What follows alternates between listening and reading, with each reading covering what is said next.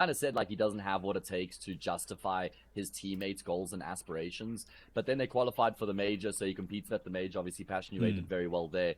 But I guess when he's playing in a mixed team here, there's a lot less pressure, a lot less expectation, right? So it's good to see that he's still around because I actually rate him as a player. The other guy that I also think quite highly of is Knifey. I remember he came into the scene with that IEM Branch team, and then he's been playing in Betera since then. Either way, Trav, we're live. We are live. We're into the action. We're not wasting any time either. TNL just trying to charge straight into the safe bomb site. Nico calmly tapping away. Good for one. Dexter gets a frag as well, but TNL are fighting some kills in the meantime, and they may get a bomb plant. No, yes they do. TSS can't deny it in time, but numbers looking good right now for Falcons to get the job done.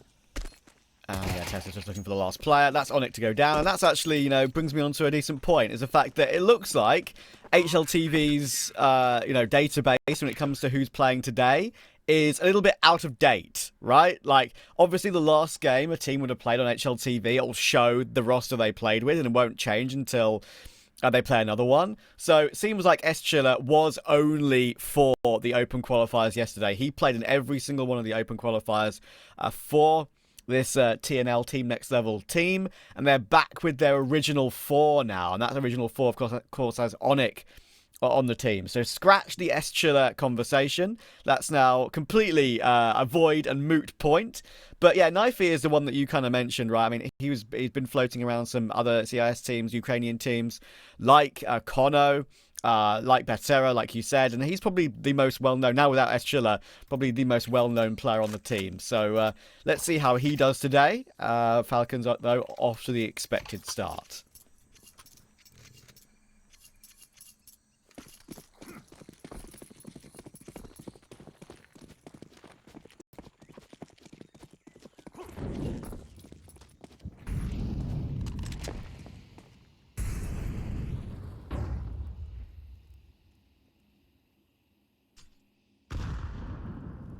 Yes, it is, Trav. Absolutely. And here I am rattling off about the point you just made about S-Chiller. Apologies. But I was just saying, I feel like it's got to be a downgrade. I feel like it's got to be a downgrade not having S-Chiller. This is a 4-spy here for TNL, by the way. Yep. As I think I can continue my points as they're kind of pulling the plug on the A push. But S-Chiller brings so much in terms of... think about communication, experience, game knowledge, and I feel like having him would have been a good bonus for TNL. I don't know anything about Onyx, so I'm looking forward to seeing him in the server, but I just struggle to conceive a world in which it would be an upgrade for TNL not having S-Chiller. Yeah, I agree with you. We have a few little lags on the server right now, so we'll try and fix it up for you. Okay, I'm glad that's not just my side. No. I thought that was just my connection, Trav. It's all good. Thank God. We're on the same page with that one, and that you know, when I'm having it too, that's when it relaxes your mind, because you know that I've got I've got some decent internet. Yeah, I know it's not just exactly. It's not just on my side, which is almost always the case. TNL, what do they do here to try and get back into the round? TSS is just jiggling KV. He's got some support from kyxsan, who's watching ramp. Of course, there'd be some great synergy between TSS and kyxsan. Of course, Dexter as well, the trio, the heroic core. Yeah. And TNL, well, with their limited utility, looks like they've created a path to actually get into this B-bomb site. Boost off the smoke, a bit awkward for kyxsan. We have actually got, I believe we've got some player crosshairs on as well. You can see the difference of crosshair there, and that is insane. How has Ken found the third? I thought like the trade was going to be instant. It was going to be a 1 versus 2. It wouldn't be that difficult for the Falcons to sort this out, but Ken was on for the ace. He finally gets taken down by Magisk, but it's all down to Onyx and with the bomb planted, with it ticking down, and Magisk not having a defuse kit. Team Next Level have won the 4-spy from nothing. Yeah, literally from nothing. They had nothing going for them. They try and batter their way into the A-bomb site initially. That gets shut down. They go down 4v3, barely any util, no positional control to work with. And with a simple smoke flash combination, they get full control of the B-bomb site. There was even the boost kill from kyxsan. That made it a 4v2. But Ken just goes above and beyond there, man. 3 kills all by himself towards long. Where was the trade? How does that trade not come through? That's a disaster.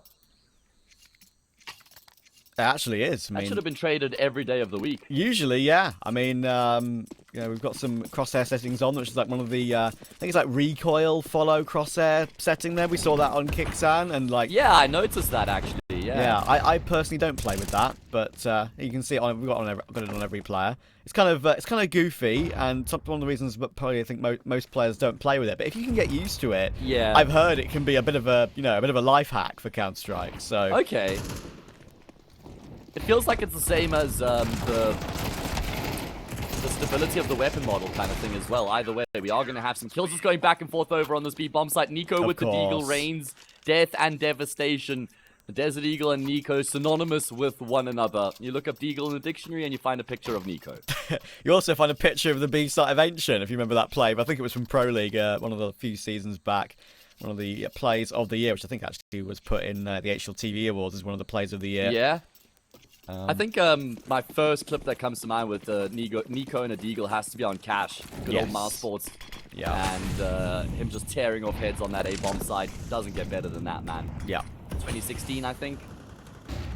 Yeah, I believe so. That would have been the era of that one. Nico will get forced back behind. Because it was phase 2017, right? With the major where they lost to Cloud9. Either way. 2017, 2018, yeah. Response here. Okay, yeah, 2018.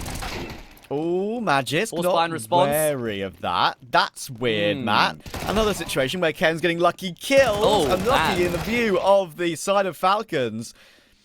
But it's nothing lucky about this. They're just struggling to deal with these force buys. Team Next Level doing really well at sort of staying in a pack, causing problems, and Nico will get caught by Dowie as well. Again, this Team Next Level team has pretty much plied their trade only in open qualifiers and only in Tier 3. So, to win the force buy back again, it's one of those starts to one of these online games that can be a little bit wild back and forth. Yeah, it's just so peculiar, though, the way that they've been able to win this. Just going up middle into Red Room, catching Majis completely off guard there. And then Dexter's positioning for me was just not on. Like, it seemed like he caught a glimpse of a player through the gap between the box and the wall. And then he just kind of stood out in the open. And he just gets completely overwhelmed. You know, doesn't really try and play to the strengths of the M4, take up a better position, try and play off of Tessus, who he knew he had in cave. So he could have safely fallen back onto the B bomb side. It feels like a little bit of a lack of respect maybe coming through from Falcons, which is totally understandable playing against this TNL team, but I think that they may have to lock in a little bit harder here. Yeah, it's very easy to take this sort of situation for granted for sure, but in online Counter-Strike you just can't. Like, if this was LAN with all the experience, I think it would be probably like a 13-5, 13-5, but online is a different beast. You know, TNL doing the right thing. They're sticking with their strengths. They're choosing their best map, even though it's one of the, albeit low number of them. Picking Ancient is one of their best maps. Unbeaten on HLTV. But yeah, I mean, Falcons pick Nuke as well. Mirage will be the decider. We can see how that goes over the course of the series if we get to that decider. Team Next Level are doing a great job right now, just trying to stay in the game, staying as a pack and making these plays happen. And Tess says we'll trade against Dowie, but they should have a chance to herd the bomb onto the site. And actually, Nike goes straight in for that one, which was very risky. Nico will get a spam through the smoke to take down Ken. And suddenly, out of nowhere, once again, the round has flipped on its head. It's Flierax in a 1v2. He's crept through. He's found one, but Nico's 1 HP. And Nico just gets away with it to get the lead and force buy back again. Probably breathes a massive sigh of relief, because committing to the spray through the smoke like that's a brave game to play when you're so low on health, but he actually does eventually connect and finish off the job. And well, the force buy war is just in full effect right now. I thought that TNL had done enough there. I thought that burst into B, finding the opening kill, just the numbers based approach would have been enough for them to finish off the job, but evidently not. Falcons going to use their first timeout here, which makes sense, just to try and slow down the pace of the game with these rounds going back and forth. They got to string some together here.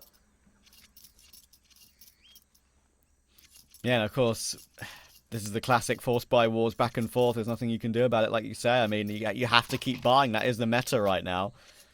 If you save, there's not really any point to when you're back down to that first stage. And yeah, of course, just a reminder, guys, production are aware of the slight lags with the stream, so we'll try and sort it out for you ASAP. Ironing things out as we start today. The follow recall crosshair is a bit of a banger, though. I think that's might be a new experience for some. Some people might not even realise it's in the game. Yeah, I'm one of them, honestly. I'll just come right out and say it. Either way, look at this. It's going to be Nico trying to go in towards middle. Well, I thought for a second that Ken had remained in position, but the smoke would have blocked him off anyway. Again, it's just full force into this B bomb site. Tessus gets a trade. There's more where that came from, though, and it's not like he has any support anywhere near him. Tessus will find another, though. He's so good at this, locking down a bomb site, but problem is, Nico's gone down elsewhere, and all of a sudden we flip the script, and it's a man advantage for this T side. Again, let's keep the pattern running. No one can win 2 rounds in a row at the moment unless Dexter and Magisk have something to say about it. Dexter here, first point of contact, gets himself his 1, but again, a very good trade. And the chance for a Magisk clutch is an MP9. No kit and only 2 pieces of utility that might not help him. He'll keep it on a nice timing, but Flierax checks it, and we still continue to go back and forth. And that's after the pause coming through from Falcons as well. And they're not going to have any rifles, because every round that Falcons has been able to win with their force buys, they've saved a gun from the round before, where they've had a rifle, been able to buy up a second. It's actually been an okay force. This one's not going to look nearly as convincing. So here's TNL's opportunity. Go 4-3, then an anti-eco 5-3. Put some early pressure on the favorites. Yeah, and again, like, it's always worse for the CT side, right? When these force buys go back and forth, you can see. Oh, like, yeah, for sure. T-side had Galil's in play. Sure, don't get me wrong. The FAMAS now is actually in a good spot. Technically, I think in the database now of the stats of the guns, the FAMAS actually is more accurate than the Galil since the upgrade. And now, stack. Nice Molotov, bouncing it off the steps to get Magisk off the angle, but they are going in to 4 players, like you say. So Team XL once again doing a good job of staying as a pack, staying pack-based, but you still have to organise it in these manic situations. And Ken, right now, in this particular series, is doing a fantastic job of multi-fragging in nearly every single situation, win or lose the round. And it looks like it's the Ukrainians who will break the streak first. Yeah, and again, they're just playing a heavy numbers-based T side. Yeah, Falcons had the correct read with the stack on that A bomb site, but could never really inflict as much damage as they would have liked. Just standing out in the open, Ken is just dialed in right now, man. He finds 3 frags in this round. And like you say, TNL are going to be the ones to break the streak here, break this pattern, and string consecutive rounds together. Falcons going to have to save in the round that follows. It's going to be 4-3. 5-3 should be the scoreline afterwards.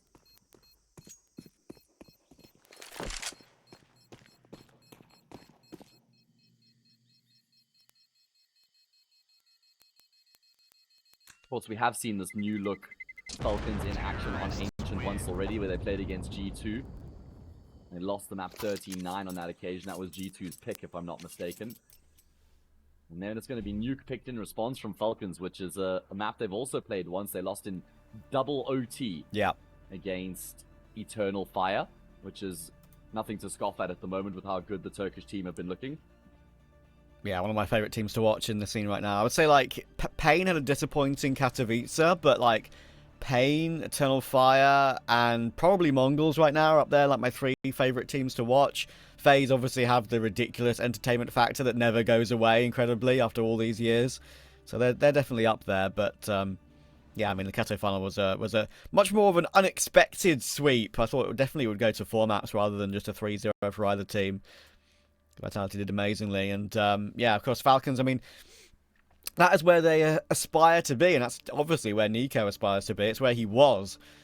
But yeah, I think at this stage of the team, it's only Falcons' 5th BO3 of the year, and they only won that one against ENCE, right? So it's like, you know, it's super hard to judge, or even though we've played 2 big events, like how the heroic core is gelling with the likes of Nico and Magisk. Yeah, I mean, they still need some time. I think a lot of judgments have been cast, a lot of aspersions have been cast about this team, and there's definitely an element of expectation because of the fact that they have the core. It's not like this is an entirely new team that's been built up, 5 new players trying to familiarize themselves with each other, their strengths, their weaknesses, the style of Counter-Strike that they want to play, how to integrate each other into the team successfully. Yeah, you've got a foundation already between kyxsan, Dexter, and Tessus, of course, so I suppose, you know, it shouldn't take as long to get things going, but imagine how much pressure is just on these guys' shoulders to be putting up results. Also, just because of what's been going on with Falcons as an organization over the past 2 years, it feels like they just haven't ever been able to accomplish the goals that they've set for themselves as a team, wanting to be like a major championship contender. And is yeah. this that team? I'm not convinced it is, honestly. Exactly right. I mean, I feel like Dexter's highs are still very high. I mean, as I said, Nico is obviously just a massive upgrade in general. And Magisk obviously had that one incredible clutch against G2 in Kato, along with a pretty decent series. But I still feel like he can look very underwhelming with his just pure aim as well. Which is, you know, I made this comparison in one of the Open Qualifier streams I did the other day, right? Like, it's hard to describe, but there are some players that, even if they're not like a Zuma who's pretty much grown up and gotten made professional leagues on CS2, there are some players which still look just so incredibly clean with their spray and their aim. And there are some players in CS2, I think an example, not to really pull out a stray here, but probably the best example I've got, Yakindar, for example, like, his spray and aim never looked clean on CS2. He never looked like the CSGO Yakindar again. So I feel like... Which was completely ironic. Yeah. Because CS2 was supposed to be a game that lended itself to Yakindar's strengths. Exactly. And Magisk does feel like one of those players, but I also feel like he's smart enough, and I'm willing to give him time for that not to be a massive issue, right? In anchor positions for Magisk, I still think he's almost underrated, even though he's, you know, what, a 4-time major champion. So it's weird, that feeling. But, you know, even Tess says, I would say, like, last year, I think he grown as a player massively with Heroic over 2024. Yeah. And one of my favourites, actually, to watch. And I feel like people still do underestimate him. I picked Tesses over Magisk. I think that he's in actually really good form. It's just about delivering it when it matters the most. He's normally the guy who's farming the group stages, and then maybe in the higher octane matches, the playoff games, when there's a lot on the line, maybe his level dips a little bit. But yeah, there's a few question marks, a few questions that have to be answered. I mean, even kyxsan hasn't proven himself to be a world-class IGL yet, right? I mean, there's the potential. You know, he's developed well as a leader, going through the motions from Apex, then upgrading to Heroic. Now he's got another upgrade to Falcons, getting to play alongside Nico as well. I mean, imagine having a rifle of that caliber at your disposal as an IGL. What does he have to hide behind now? There's no more excuses for him as an IGL. You know, if in 6 months from now we haven't actually seen Falcons really continue to make good progress and reach that sort of top 5 level, I think, you know, people could be asking some questions of kyxsan. You know, what about Shuei? He's on the market right now. Yeah. I feel like Shuei for kyxsan would be a fantastic swap, but then obviously that brings into the contention the entire VRS ranking system. Of course, yeah. I mean, I'm of the opinion that the perfect place for Shuei to go would be G2, but yeah. I mean, Liquid could be argued, but give me Liquid, baby. Oh, give me Liquid. Yeah. I mean, what about the Zeus interview, Trav? What about not even an interview, just him on Snake and Banter and how he just rattled off on Twist? That was crazy. Yeah, wild stuff. Wild stuff. And I loved it. Honestly, I loved it because we never hear anything about behind the scenes. You know, even the whole Shuhei getting dropped by Miles. Oh no, just a different style of leadership, and we want to do something. Come on, like nothing could have changed so drastically overnight in terms of Shuhei's style. Like that's something that they would have known for a very long time. And I kind of like that Zeus came. I was like, listen, I'm a human at the end of the day. I was involved in the situation. I'm going to just speak it from my perspective, and Twist is entitled to do the exact same thing, right? So exactly. I think it's cool for the fans and the people on the outskirts of the scene to actually learn a little bit more and more of the insights of what happened, because you always see like the punnets like Maui Snake or Launders or Thorin or Richard Lewis who end up actually like having all these crazy tidbits and info, and you just never really understand what they're referencing. And I think it's cool to actually get those insights. Yeah, it's about, I feel like it's just good for discussion points in the scene as well. I mean, there are lots of them right now, but yeah. Anyway, of course, we are waffling a little bit because we are trying to fix the lags for the stream right now. I can see you guys in chat. I need you guys to behave. Don't you worry, we are looking into it. So we will hopefully get back into the action as soon as possible. But yeah, just a little bit of a touch on TNL, of course. Team Next Level, who are, you know, we've been obviously rattling off about Falcons because they're the known team here. But there's a lot of unknown names in this TNL team that deserve to be mentioned. I'll just repeat a couple of things I was mentioning in the pre-game before we went live. Of course, they came to the Open Qualifiers. They beat One Win, which is kind of a team with more unknown players, but with Hobbit at the helm. They beat Sashi, of course, who are very well known at this point, with the likes of, you know, Zyphon on the team now. You got Altex on the team, Iceberg, Cabby. Like, it's a pretty good roster. So to beat them in a BR1 was good. And they also beat Cybershoke as well in the Open Qualifiers to get to the HLTV stage of the Open Qualifiers before losing to OG But of course, there was a lower bracket to it, so they had a chance to make it through that lower bracket and get themselves here to what is obviously a wonderful opportunity playing against Falcons. So we'll have to see how they do. Knifey is probably one of the more known players on the team. But right now it's Ken who's having a superb run of it. But we're back into the action, and so far, I don't want to speak too soon, but the game is looking slightly smoother. So hopefully, guys, we're at an okay level at the moment. Nico, I'm pretty sure it's sounding a bit louder as well, I think. Yeah. Nico just ate a 99 damage grenade, I believe, there. And he's now out of the round. But we are back, which is all that matters. We're so back. And it's looking smooth, crispy, clean. Exactly as we would want. TNL, a chance to go clear by 2 rounds. How long can Ken keep this level up? How long can Ken continue to frag the way he has here from the start of the map? We haven't had a gun round yet. You know, can he do it when Dexter has an AWP posted on angles? Can he do it when Nico has the rifle as well? That's where it's going to be a real uphill battle and challenge.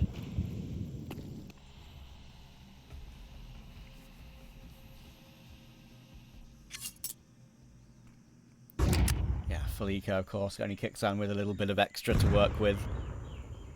They are stacking 4 toward B. You may as well gamble. And right now, actually, a couple of the rounds we've seen, TNL have been going into the stacks. They've gotten away with some of them and not with others.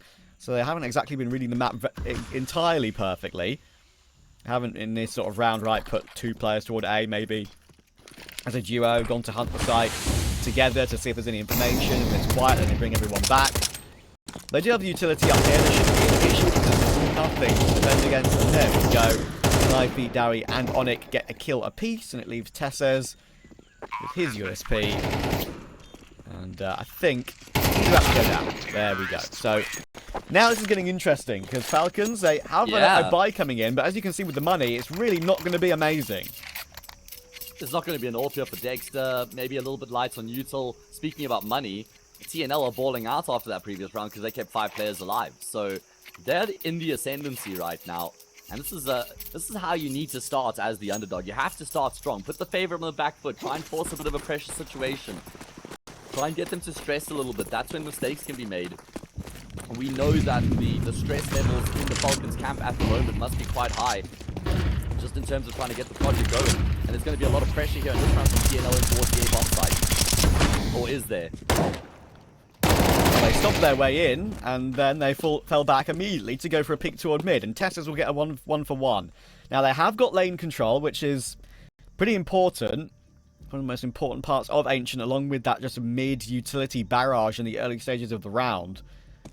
And if they do decide to group toward B right now, it's only kyxsan there with a FAMAS. They're actually quite insistent, Falcons, on keeping 2 players toward A. 1 donut, 1 worried about main. Obviously, hearing what they heard earlier on.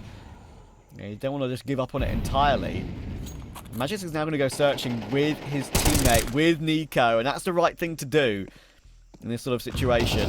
Make sure you find what they're up to, and he's done well to find the opening, but Nico has got no choice but to fall back toward that donut position as he's been tagged down to 15 HP.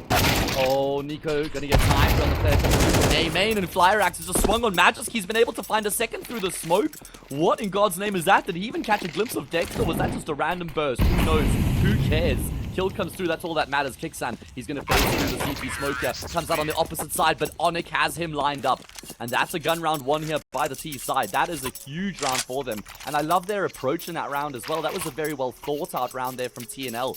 How they throw that very early fake A rush, all the util footsteps in A main, and then they try and pivot through middle, expecting the A fake to have pulled that donut player's attention in towards A, maybe even the red room player rotating back through CT. So they hope to find a gap in middle, which wasn't necessarily the case, but they were still able to eventually come through mid and then start pressuring B and just keep Falcons guessing. That was a really well constructed round from the C side. And now we're at the stage for Falcons where it's not just a slow start, it's actually worrying. The Force by Wars earlier on went on for about 6 rounds. They lost them. Lost that war. Lose the control of the economy. And now they're in this situation we find themselves in right now. Knifey will deal with kyxsan, and it's going to be good toward Dexter. There's another one where that came from as well. Go down, and Magic gets 1. It's only 1. Knifey will get 2.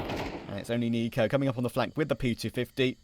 He's got Kevlar to work with, but Flierax is keeping a very close eye on this. And I just want to kind of like make sure that this is described in a way that is deserved, because right now, like TNL, Team Next Level, they're not one of these tier 2 teams coming through that is like got incredible results under their belt. They're not a Paravision. No, they're not a not at BetBoo. This is a team with basically no experience playing against high tier 2, let alone tier 1, and they're leading Falcons 7-3. Yeah, it's a remarkable start here for TNL. I mean, a completely remarkable start. No one was expecting TNL to be able to compete. Oh, that's unfortunate. Flierax was on cleanup duty there, trying to throw the AKs away, and Nico actually does manage to scoop one up. So that'll bolster their firepower in the next round. But you're bang on, Trav. The way they've been able to start here is very impressive, and certainly goes against what we were expecting coming into the series. Again, it's just one of their maps. How far can they take it? Yeah, it's one of the maps that TNL just like to play, isn't it, Matt? I mean, like that. We know it. Sometimes the 100% record in terms of maps won on HLTV, that can be quite deceiving because it's obviously at a much lower level. But yeah, right now, this is a bit of a shock for Falcons. They've woken up a bit tired, perhaps, this morning. Got all their exploits in Kato, and no, just. I don't want to even give them excuses, because right now I don't think there's any excuse for this. They've been outplayed in a number of these rounds and made some quite significant errors when Cairn has multi-fragged them. Yeah, it hasn't been a very compelling performance here from Falcons so far. They have to win this gun round, otherwise they start to look very ugly very quickly. Yet to win a gun round. They won the pistol, they've won 2 force spies. That's what Falcons have to their name right now. They have got an AWP though on Dexter. First time here in the half. Penultimate round, just not ideal timing. That's what can happen with the force spies going back and forth. It's normally the AWPer who feels that punishment the most.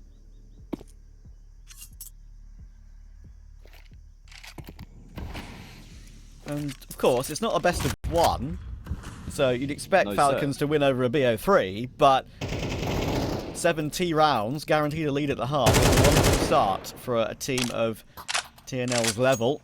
Nico and kyxsan together in red room. They're both smoked off, but now Dex is in the play. He's got 2 with the AWP to start it off. Now it's looking a little bit better, but they do lose a couple. I think they're going to be fine this time around, though. It's Flierax and his AWP outside that main position. He will catch Nico, and he's watching the CT player. Oh my word, Tess says. That was whiffy. Almost gave Flierax a chance to pull the trigger, but gets away with it, and that's 4 for Falcons. A much-needed gun round goes their way. And Dexter's AWP immediately has impact as well. 2 frags coming through from him, and they're able to lock it down thereafter. 7-5. That has to be the scoreline here for Falcons. 4 is just not going to allow them to feel comfortable at all from their performance in this first half. Plan's going to be here from TNL. I've kind of seen them move away from their numbers-based approach, which was looking good at the start of the half. That was more of a default approach. That's the way they would approach. They're going to roll things back to the way that the half had started, and it looks very good once again. A great double kill on the entry between Davey and Knifey, and that's a man advantage now for the T side. Oh, look where Nico is, though. Oh, right-click flash to try and pop through it, but Nico realizes he maybe can just walk to the smoke. He's got the perfect timing to guarantee on 1, and there's a second as well. That is perfect positioning and pathing from Nico. That is experience of Nico we know and love. Magis rotates in, finds Knifey, and Flierax is more stuck than a stuck thing, but he's managed to get the first. He's got Magis. He's got a line-up molly perhaps for the bomb as well, and I don't think there's a smoke in play right now. That could be a bit of a genius bit of utility, and now they're crossing the smoke. Nico has to go looking for him. Rifle swap to Dexter fumbling, kid available. Flierax playing with the smoke. Tech9 pushing through, and he's won it! 8-4 half for the massive underdogs of TNL. Can you believe it? See you in a minute.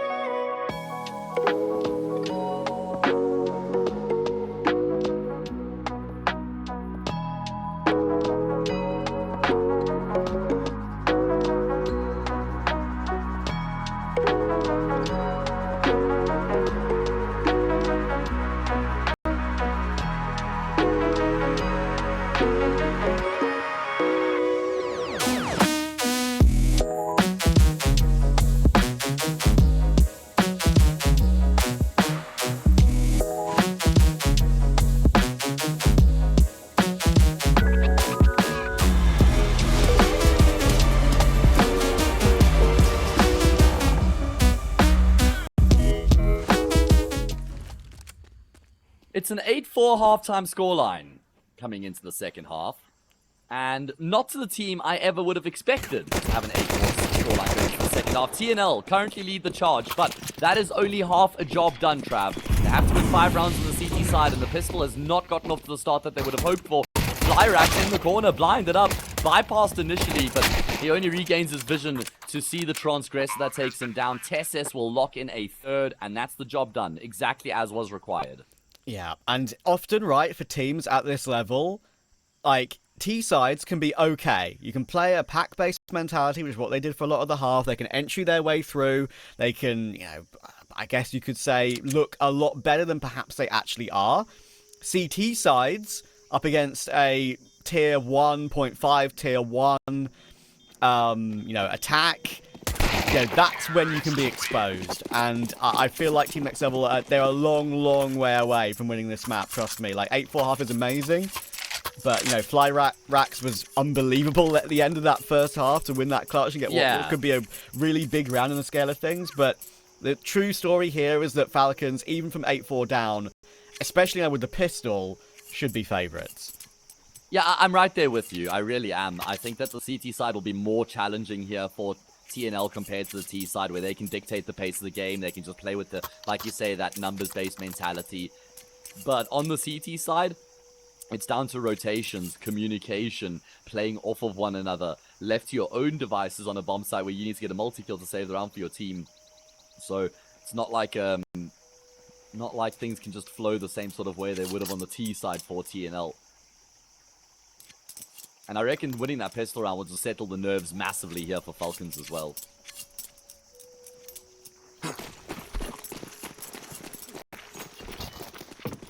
And you have Force Wars once again. Wouldn't that be something? It lasted like 6 rounds, I think, in the first half. It was one of the longest Force Wars I've seen in a while. Reminder, by the way, at one point, Ken was, I think, 12-6 or 12-5. He's now 12-11, so he's cooled off entirely, which is not helped the state of Team Next Level. But as you say, you know, Force Spy coming into play here. Knifey's gone down. This is a very, like, expected play, I think, if the Falcons go in toward the A-bomb site. And there are kills returning. Now, this is getting interesting because guns have been picked up. Okay. Thankfully, though, they have herded the bomb away ASAP. So, sure, TNL read that pretty well on the rotation at a pretty decent time as well.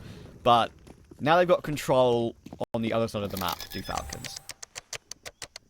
I mean, that's the bonus in just having a player on the opposite side of the map. It's insurance policy for you that you can just fall back on should the original plan not work out the way you were hoping. So even though things maybe get a little bit messy on that A-bomb side, Falcons always have that option of pivoting in towards B, and it's exactly what they do. Tessus is having a great time of it, 14-9, just trying to drag his team through this game right now. And I did pose the question about whether or not Ken would be able to keep up that performance when he was like 12-5, and ironically, he went like 0-6 from that point. He got a kill in this round, but it was always going to be tough for him to keep up with that same sort of level throughout an entire map. Yeah, of course. And Flierax is also kind of giving me his credit, of course, as well. I mean, Ken has had some of those ridiculous multi-kills that kind of got them back into the game with those 4 spies on half 1, but Flierax has been the one to win some of the remarkable clutches. And that one at the end of the half will be one that he'll add to the memory bank, that's for sure. I think that's a career highlight for him. And it was a perfect play. I mean, the jump throw Molly was spot on. The fact that he forced Nico to walk through a smoke at him. The fact that he waited for it. Yeah. That smoke push perfect. Was a questionable one, though. I don't know about that, man. No, like, I know. I feel like that was... I think maybe... that was a mistake as far as I'm concerned. kyxsan just flies out into middle with his Mac 10. Good opening kill found. I mean, this is just an easy round. A couple guns were carried into the round, so... I guess the CTs were hoping for some kills here, but Falcons looking resolute. So, a reminder as well, with the way the bracket is for this particular closed qualifier, if Falcons win this best of 3, they play against Amiga or BetBoom in that quarterfinal. Could be BetBoom, right? The four winners of those BO3 quarterfinals make it through to the IEM Dallas, and you got one more spot available in that lower bracket, which of course we played out over the next 2 days. So essentially, if you win 2 best of 3s, you're through. Your first 2 best of 3s. Yes, correct. Okay. So That's You'd expect crazy. that to be Falcons versus Bet Boom, but you know, Namiga can have their days away as a talent, as we all know. So I would say that you know, it's an easy portion of the bracket, you could argue, for Falcons, but you know, Bet Boom, I can see them causing Falcons lots of issues. So you know, a lower bracket gauntlet might not be too far away. It's sure you get a second opportunity, but it's still cutthroat. And that lower bracket run would be very difficult because if you lose in the quarterfinal, you go into the lower bracket round 2, and then you have to win that, win the semi-final, and win the finals. That requires 3 best of 3s in a row. You want to try and get the job done in the upper bracket here. Let's see if Falcons get the job done in this first gun round. Opportunity. Wait, Nico has a Glock. Nico, why do you only have a Glock? You need a gun. He's realized that he's looking in spawn. Buy time has ended.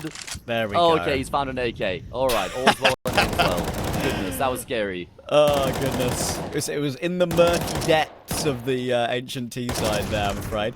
Onyx has used quite a lot of bullets in his M4A4, and now he's kind of screwed in toward cave here. The molly should spread. He needs to help, and now they're peeking into a molly to help him. How is Onyx alive? He's jumping in a Molotov, and he's jumped into the corner so often and so much.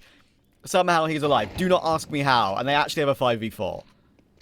Yeah, I mean, just man on the fringe of the molly there, able to kind of avoid a couple ticks of damage by jumping. That's not something you see too often. It's not like you can stand in a molly, jump and avoid the damage, and now he's going to push forward. He's going to get aggressive. Oh, that's so brave from Onyx. The fact that he's actually even able to get a kill from the round is great.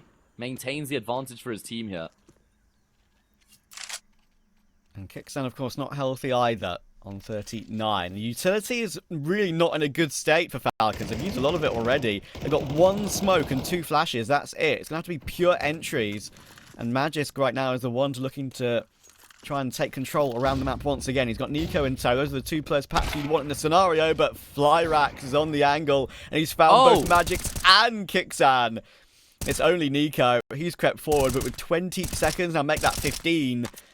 He's got 4 players to find. Flierax having a fantastic map thus far, and that is a big bit of CT work from him. Yeah, gets the AWP out way earlier than what Dexter was able to in the first half and gets some great impact with the sniper as well. 3 fantastic frags found. First 2 just lining up the top of ramp deck. The second kill, probably the more challenging of the 2, especially because they knew that he was there. And then he even puts the finishing touch on the round as well.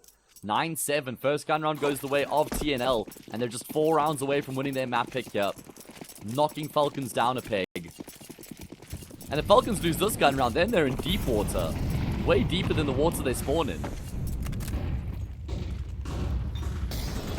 Well, that molly hasn't worked out too well either, I don't think. I mean, I think it may have been judged for the corner of Red Room to stop a push through the smoke, but I feel like that maybe should have gone in toward the cubby. I think it was for the cubby, yeah. Yeah, that's how I feel too. And now Knifey, he's fighting his way in toward the ramp position. He's done really well to find Tessers, looking for more over the top of the box on that headshot angle. Davy looking to push out a mid, always behind the smoke. And he decides not to because there's a kill that's come through elsewhere in the meantime. He's looking for a timing, and now Magisk has looked away, but there we go. He turns around and makes clear that he's very aware of that possibility. It was difficult to gauge who actually got the kill there with the way we switched the perspective. Either way, Magisk comes out on top, and Nico can circumvent these rotations as well. Nobody home on the A side. Of course, Falcons will take some time to figure that out, and it actually looks like TNL might be calling it a day here. Just having a look at their finances, combined with their round loss bonus, they can drop a couple guns if both these players stay alive and have a decent arsenal of weapons in the round to follow. But Falcons keep themselves in the conversation here on Ancients as they draw within 1. Good awareness from Nico as well after that cubby molly was missed. He still gets the kill on Ken in towards the cubby, clearing it out properly, and that's just good awareness. Yeah, that could have easily gone alright. Who knows what the round would have turned into if Davy didn't peek through that donut smoke. But Falcons going to close the gap to 1 again. With the AWP saved for Flierax. Having a game against Falcons, 16-7. That gives them still a threat to work with. You're right about the Falcons' money as well. I mean, it's never been built up to a perfect stage. So there are risks, without a doubt, here for the favourites. They know that they should be making Dallas add a bit of a counter in the 2 BO3s and at least the lower bracket. But right now. Probably the biggest underdog in the entire bracket, TNL. Maybe alongside with one of those other mixed teams like Hester, for example. Made it through the open qualifiers. Are proving to be an issue. Yeah, I reckon Falcons would have been licking their lips, would have wanted to sink their talons into this TNL team, seeing that's the team they drew in the opening round, but certainly proven to be an uphill battle so far here on the first map. Falcons are fighting back though, started off 8-4 on the half, been a good showing from them on the T side so far. I'd imagine Ancient should become a good map for this Falcons team. I mean, remember that Ancient was a strong map for Heroic, kyxsan, TSS, big enjoyers of the map in general. Even going back to Apex days, kyxsan really enjoyed calling on the map. Onyx, though, steps out, just sprays the smoke and gets a kill as a reward. He actually manages to get away in toward Jag as well. That's wild. Sure, it's given Falcons control of the B-bomb site, but spams are coming through the smoke, and Nike's found Magis. The kills are going the way of the CT side. Dexter will go down as he swings toward that donut position, and there we go. Jag position's gone down. It has to be Nico. He's found the first, and he's got 3 players on the other side. They are kitless. Surely not Nico. He's going to find one more. He's got 4 bullets left. Needs to one-tap, and it's not going to happen. Flierax says, none of that madness again. Nico leaps through with the USP, takes the kill, and it's double digits for TNL. Yeah, and look at the money here for the T side. It's not great. It really isn't. They'd probably be compelled to invest, but that's a great lockdown over towards the B-bomb site. Just shutting down the players trying to come up ramp. I mean, it felt like Falcons had a pretty good read after feeling like they couldn't get that cave or Jaguar control. They actually just walk up ramp into the B-bomb site, and even though they're down by a man, they're still in a pretty good position, but they aren't able to convert that good position. You know, trying to take cave control didn't work out for them. A late Jag take came through as well. That didn't work out either. And Nico's just left to his own devices. Yeah, I misstepped over my words for a second there. Like, the late Jag take, I think I said Donut. There was no one toward Donut. It was that Jag take that was the most important one. And the sort of late round just not working. I think it was Davy, you got both, right? Yes. That's just Falcons. They have a plan in place. But I feel like in that situation, just have someone watching the flank, maybe, and go and help toward ramp instead, rather than fight through an unknown issue area that is Jag in that scenario.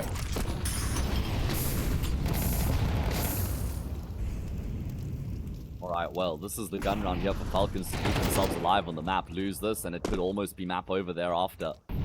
Dexter gets dinked, but his AK trumps the M4.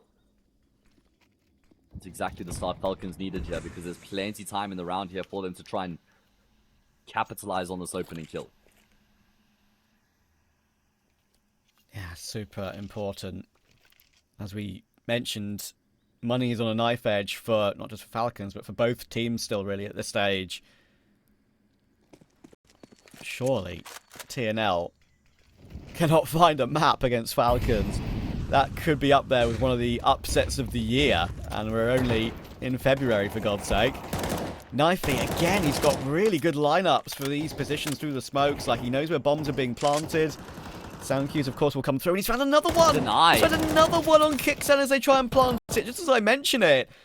They've still not got this bomb down yet. They're going to be crossing over toward the right side of the retaking position on B. Nico, he's picked up the op. That's not going to work out either. They're caught in no man's land on the site. They've got no money, and TNL are 11-8 up. And they're going to be playing against an eco around here as well. That fell apart for Falcons. They get the opening kill. They get into the B-bomb site. But like you say, the lineups are on point. They're perfect. The smoke spams, 2 of them to speak of. The second one denying that plant from kyxsan. That was the really impactful frag in the round there for the CT side. And then the wall bang as well comes through from Cade. My goodness. You can see why TNL are so well versed on this map. Yeah, I mean, listen, Matt, like, if this was Namiga or BetBoom, which is the opponent, of course, for either one of these two teams in the next round, if it was Falcons, I wouldn't be, like, thinking it was really that big a deal. I was like, oh, BetBoom's having a good game. They've shown good stuff this year. And Namiga always have the ability with Xantuan's way. Like, I feel like they've got that ability in them. But it's TNL, Falcons. You know, if it's a... Yeah, like, who the hell's Onyx? And like, Davey, who are these guys? We've seen them maybe once or twice, but like Falcons probably haven't. I don't know. Yeah, like, exactly. It's like the old Sir Alex Ferguson meme for Manchester United. Like, lads, it's TNL. Like, come on. What's going on That's here? why you've got to be able to sort of play the man and not always play the game. You know, Falcons shouldn't be coming into this and trying to approach it with the same sort of game plan they would have had for a team like FaZe or G2 or Vitality. Just back yourselves as individuals, lads. Just back your aim, back your communication, run them over. And we've got the classic MM strat here, Trav. You guys go A, I'll take the bomb B. Yep. This is what makes kyxsan a world-class IGL. And I've seen this in my MM games. Okay. Flierax has gotten run down there. It was awkward for a second, and actually it still might be, because Dexter's picked up the AK. This was a full eco with Glocks and one P250. Dexter's playing a headshot angle, but knifey. That's a huge kill. But they're now going to have to finally realize that the bomb is planted on B, and they will, but it's kyxsan with a Glock. And they do have defuse kits, so there should be no issue. kyxsan, though, you should realize as well, kyxsan's not had a gun to pick up in any scenario here. So just take your time, clear your angles. You can feel free to run like there's no issue here. One player can hold the bomb and one player can check toward the other positions, and there we go. Cave has been spotted out. Knifey will take it. It's 12-8 to TNL. Falcons need 4 in a row to save Ancient. Yeah, just to force it into overtime, just to stand a chance of saving Ancient, really. This has been a very impressive performance from TNL so far. I mean, a great eco, it must be said, getting 3 kills and a bomb plant. The diversion was perfect. Dexter, you could probably make a case for him actually just departing the A sides altogether with the AK, not trying to inflict further damage, but I guess he was trying to keep them as busy as he could for as long as he could. Do or die. 4 rounds in a row required here for Falcons. I think the most they've strung together on this map so far is 2 in a row. Have they even done 3? I'm not entirely sure. Yeah, as I was saying, like, if it was anyone else in this qualifier, I feel like I'd be like, oh, okay, you know, fair enough, they can have their day. This is like, you know, people lose their crap over results like this, and maybe for good reason. Yeah, you saw the bookies odds coming into this. It was like 1.02 for Falcons and 10 plus for TNL before the series had even started. And you know what? TNL found an opening kill here as well. Nico has hit the deck. He's going to have to watch the round from the sidelines and hope his team keeps him alive here on Ancient. Nico's eyes have rolled into his head once again, I'm afraid. That is... probably not the first time on the map. Onic. Oh, it's a good check from Tesses. That could have been huge. That could have been a 2k there, just right in front of him. And that's an insane shot from Dexter. Real nice check on Ken's position. So they wrestled back a man advantage from nothing. Got full mid control as well. And actually there's a rotation coming in from Davy to check toward that red room push. So if they go for Donut here, which it looks like they're doing, they've got a free bomb plant. Such a brave approach here, just playing the smoke fade. Oh my goodness. Luckily the smoke actually extinguishes the molly, or that could have made things very awkward. Either way, I believe that should be enough to just wrap up the round and call it a day. TNL haven't been too keen to go for some of these retakes, so Falcons will live to fight for another day here. Well worked round in towards middle. The kill there from Dexter, as you highlighted. That's the frag that really unlocks the round for his team. Yeah, I mean, like, Team Next Level will absolutely right now realise they're in a ridiculously strong position in terms of, guys, we've got 4 chances to take a map of the Falcons. Let's not mess this up. Let's save. Let's keep the AWP. We know Falcons can't hunt too much, really. Gonna lose too many weapons. No money. Of course, hunting can be a factor now in this following round if we do find ourselves in a similar situation. But guns can be dropped. They're going to have a full buy. And Falcons need to do it again. 3 more times. Nuke to follow. That's Falcons' map pick. And then Mirage will be the decider if we go the distance. And I just never want to be a team that has to play against Nico and Mirage. Honestly, that sounds like nightmare fuel. So TNL, I'd love to get the job done in 2 here. Obviously, incredibly unlikely. Either way, let's see. Looks like there's going to be a bit of a skirmish in towards middle. Falcons desperately trying to force their way forward. Good util usage so far. Players combine as they come through from the ledge, and they're able to get themselves an opening kill in Donut. So things looking good here for the T side initially. Okay, now I think he's managed to get through to B doors. But I think they're aware of the possibility of that timing. Look at Dexter right now. He's giving it a glance. So, yeah, I think it might have been heard as well. They are just giving it a proper look. But Nico just goes searching kind of alone on that one. Thankfully, the trade is slightly delayed, but it does come through from kyxsan. So they keep the 3 versus 2. Flierax will now go searching. There's a player waiting for him. Good flick. There are 2 more. He's picked up an AK. That's a good decision in this scenario. And Dexter's whiffed. And Flierax has won the map for TNL. Can you believe this result? And they've just wandered into his crosshair at the end there. That was a whiff from Dexter that started it off, mate. But this is upset of the year, and it might be upset of the year for a good 6 months plus. Well, the after plant rather than a 3v5, even small things like that make a big difference. But, you know, after what we saw on Ancient, I'm honestly just like not... Reality dictates say this is a Falcons 13-5, 13-3, something like that. But I don't think we're in reality today, Matt. I mean, as far as things have gone so far, no. We haven't been in a real world. TNL lead the series 1-0 at the moment. It's not like our HUD is wrong. They have a yellow rectangle next to their name filled in there because they're leading the series. And they're going to be starting off on the CT side here. Let's see if they can find a pistol round win. Falcons keeping things simple and direct. In towards the A-bomb side they go. They've got it. They've got a plant as well. And with a man advantage, you'd think this would be pretty impossible from here. Because they've got one flash to try and get themselves in through heaven. It's the classic lineup to just try and pop down, drop down onto Dexter right now. And it comes, and he is actually very blind from that, and he will get spammed down. And Glock's picked up for more bullets. But Nico finding one, kicks down in front of the bomb site, not checked by Knifey. And it's only Ken left, and that is looking a lot cleaner from kyxsan. A triple kill from the captain to try and get Falcons back into this series. Yeah, exactly what they would have wanted to start things off here on Nuke, right? They want a strong T side. Even just a nice, clean Nuke here will settle all the nerves. It's important that one of the leadership figures in the team, of which there's actually many. In fact, I think all 5 players, you can make a case for being some sort of a leadership figure here on this Falcons roster, and you add Zonic to the mix. You just need someone to keep the team calm, right? Just to remind everybody they're still alive in the series, there's still a job to be done, and essentially, if they get across the line 2-1 or 2-0, that doesn't look any difference in the bracket. You still just progress through to the next stage of the upper bracket. Ultimately, that's all that matters. Yeah, and arguably, Amiga or Bet Boom, that is a bigger test. But, you know, who knows?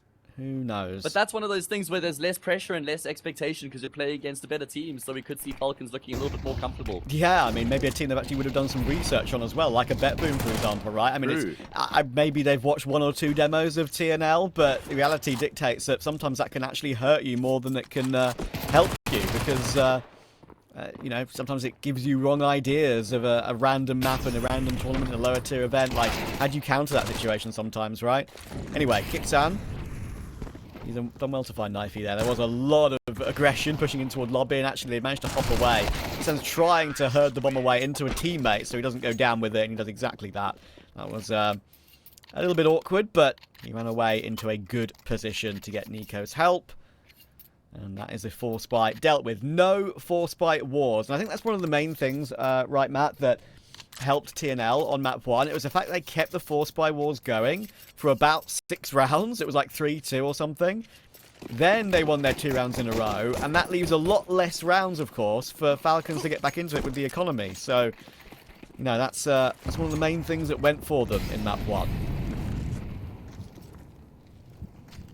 Yeah, that was a huge boost, those force wars for TNL. Certainly set the tone for them and put Falcons on the back foot early on. But here on Nuke, they're looking a lot more comfortable, a lot more confident in terms of how they're going through the motions. There's been some very simple but effective plans here in all 3 rounds we've seen so far from Falcons. Very clear directions from the get-go. They're going to make light work of this anti-eco as well. Yeah, while these pistols will wander around looking for an occasional pick, maybe grab a weapon out of the hands of Falcons. Just an update, of course, on who is playing on the other streams right now in this particular qualifier. Now we know what's been going on here, but on the D stream, I believe, and Amiga versus Bet Boom. Bet Boom have won the opening map, and Amiga have won the pistol in the second map.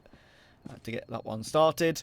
Astralis are a map and 1 round up on OG. And Big, even though it was quite a close game, I did take map 1 versus BC Game. BC Game are 2-1 up in map 2, and I think that is probably one of the most interesting games as well in this opening round for the 10 o'clock UK time games. We've got, of course, another set of opening round matches to come at 1 PM, and we'll be covering Nexus versus Medisport, so stick around for that.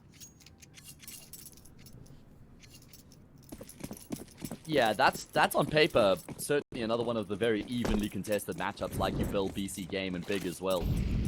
Either way, first gun round upon us. Flierax has got his AWP already, and Ken is looking to close the gap outside. Yeah, not a favorable angle at all for him. Nico even got the jump on Ken, and so that's a good opening kill found here. Again, Falcons are keeping things incredibly simple. Just 4 players grouped up, leaving Tessus or Magisk in this instance in towards lobby by himself.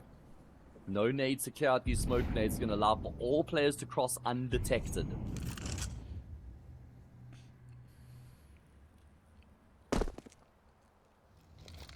Magic's just sort of dropping down on T-Roof there, right? That's heard by TNL.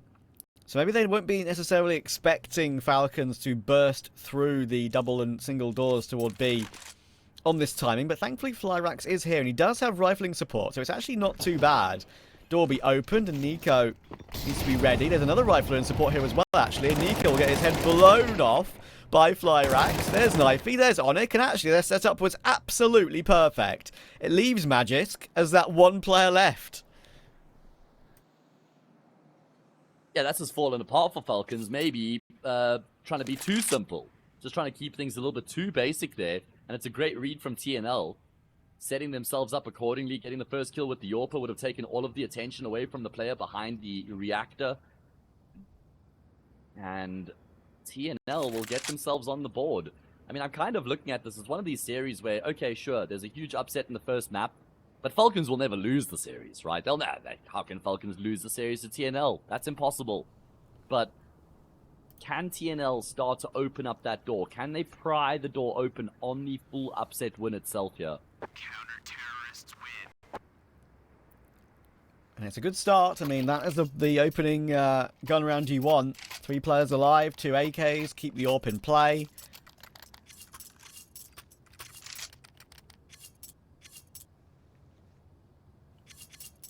I think that was a very good read as well in the end. I mean, you mentioned the outside smokes, right? When you don't see anything and you maybe don't have the HEs in position to blow them up and check across, you still have to assume, right?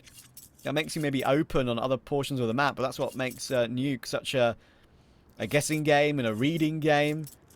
And so interesting. Sometimes you just don't know whether they're down secret or if they're planning for something toward main, or maybe even flying up the vents, for example. There are lots of variations of those outside smokes, of course, that lets you push deeper, nearer to main, nearer to mini, and garage. But TNL chose B. It was the most obvious choice, and they were right to do so. And now we'll get back into the action here once again. Neither team really having much residual cash in the bank, so this round is for all the marbles.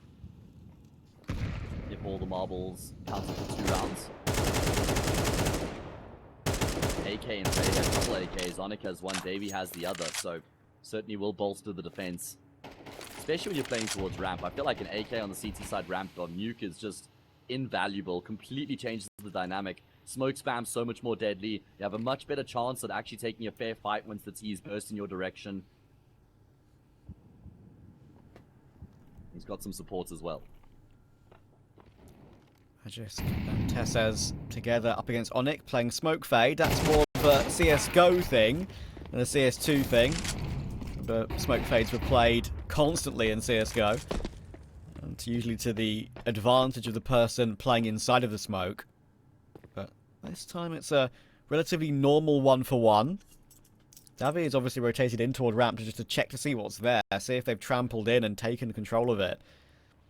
But a little bit of a shoulder peek outside for Ken. He checks for Nico and takes Nico. Again, that low lurk that we see often sometimes be very successful to get in toward heaven. Not this time. So 4 versus 3. 25 seconds for Falcons here. Knifey's taken no. kyxsan, and I think that's probably round done. Maybe not. Maybe not though. Perhaps not. That's a big misshot from Bomb. Dexter. And by virtue of the time, I think that might now be over. Tessus is desperately trying to find a way. He has scooped up the bomb and he's gotten the kill into Knifey as well. And he's actually just jumped away from the A side. That's not an option. Flierax is here with the AWP. And that will result in the kill. I mean, I don't think there was ever a world in which Tessus would have been able to make that one work. It's a great attempt from him though, all things considered. Yeah, I didn't realize Tessus was actually as close as he was, right? To get 2 kills back in return as quick as he did. I think he was on that sort of late lurk that was unchecked by TNL.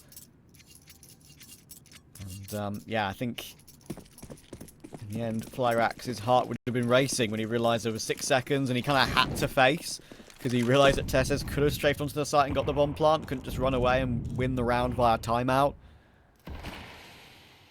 So, now then, Onyx with the nerfed MP9 when you crouch. It has looked a little bit rougher in the hands of everyone. It's still very, very powerful, but Onyx has only got himself 1 on that occasion. Rotation down towards the double doors is very fast, and Tessus is very much waiting for that one, and Davy should get swarmed, will get swarmed. Ken rotating down, but obviously that's been heard. That is a very loud rotation. Now, Flierax has been spotted out. Smoked off. Dexter with 2, Tessus with 2, and Falcons with their 4. I don't remember a single round on Ancient with which Falcons approached it with as much conviction compared to the rounds we've seen here on Nuke so far. You can see they're so much more comfortable on the T side. Trav, I actually went back and checked the numbers. Falcons only won 2 gun rounds throughout the entirety of Ancient. Goodness me. 1 in each half. 1 in each half was all they managed.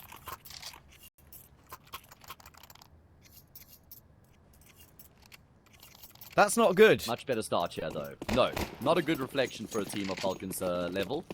I would say that doesn't sound good. That's just my humble opinion, though. Yeah, no, I think you're onto something, but you're being a little bit harsh. Gotta be a little bit nice. Oh my goodness. Dexter was not wary of the fact they could just rush through door there. That's actually guns to be retrieved. Including an AWP. Yeah. They've got no armor, but that is some handy weaponry. Yeah, I mean, an AK and an AWP, sure, you don't have armor, but you still have one-shot kill potential. Falcons, they can't let this round slip through their fingers. This is as free as they're supposed to come, and this is a reward for their hard work in the rounds preceding this. You earn your anti-ecos in Counter-Strike, and you have to take advantage of them. Look at the gamble here. Both Davey and Knifey, rather, Onyx and Davey are already towards that B bomb site, hoping that's where Falcons go, but kyxsan has just calmly walked out of hut with the bomb, not like he's got any supports around him, and he has found a completely vacant site. Yeah, this is a pretty nice piling from Falcons. There's always a risk there when you know that weapons are available to be picked up. It was a messy start. They didn't have a good setup to prevent them picking up Dexter. But the AWP will now be herded away. Falcons do have a tiny bit of dollar on kyxsan and Dexter to work with, so maybe you look at one player to push it, but actually, just thinking about it now in this scenario, it's still early game. Your money isn't amazing. Tessus is still bankrupt, technically. So, well, let's look for something with a USP. Obviously, it's worth it. It actually might catch kyxsan. That thing could be enough. And Nico, he's holding the line to try and save his teammate, but inadvertently takes him down. That's just unlucky. But yeah, I was going to say, like, 3 players alive would have been nice. It's only 2, but there we are. I think that Nico's just reminding kyxsan who the real boss of the team is. It's just a bit of I mean, like, this keeping kyxsan in his place. Like, Matt, this happens quite a lot, right? Like, teams have a specific player that's not an in-game leader that calls their CT sides.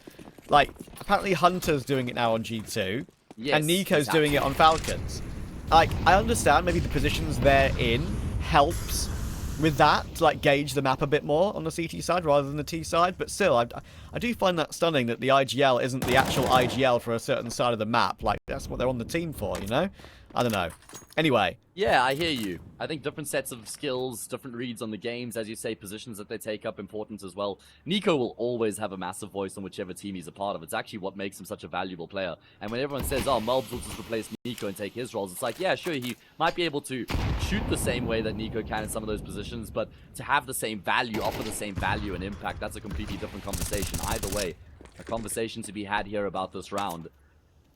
As an opening kills come through for the CT side. If TNL loses Trav, then it feels like this half has gotten out of control.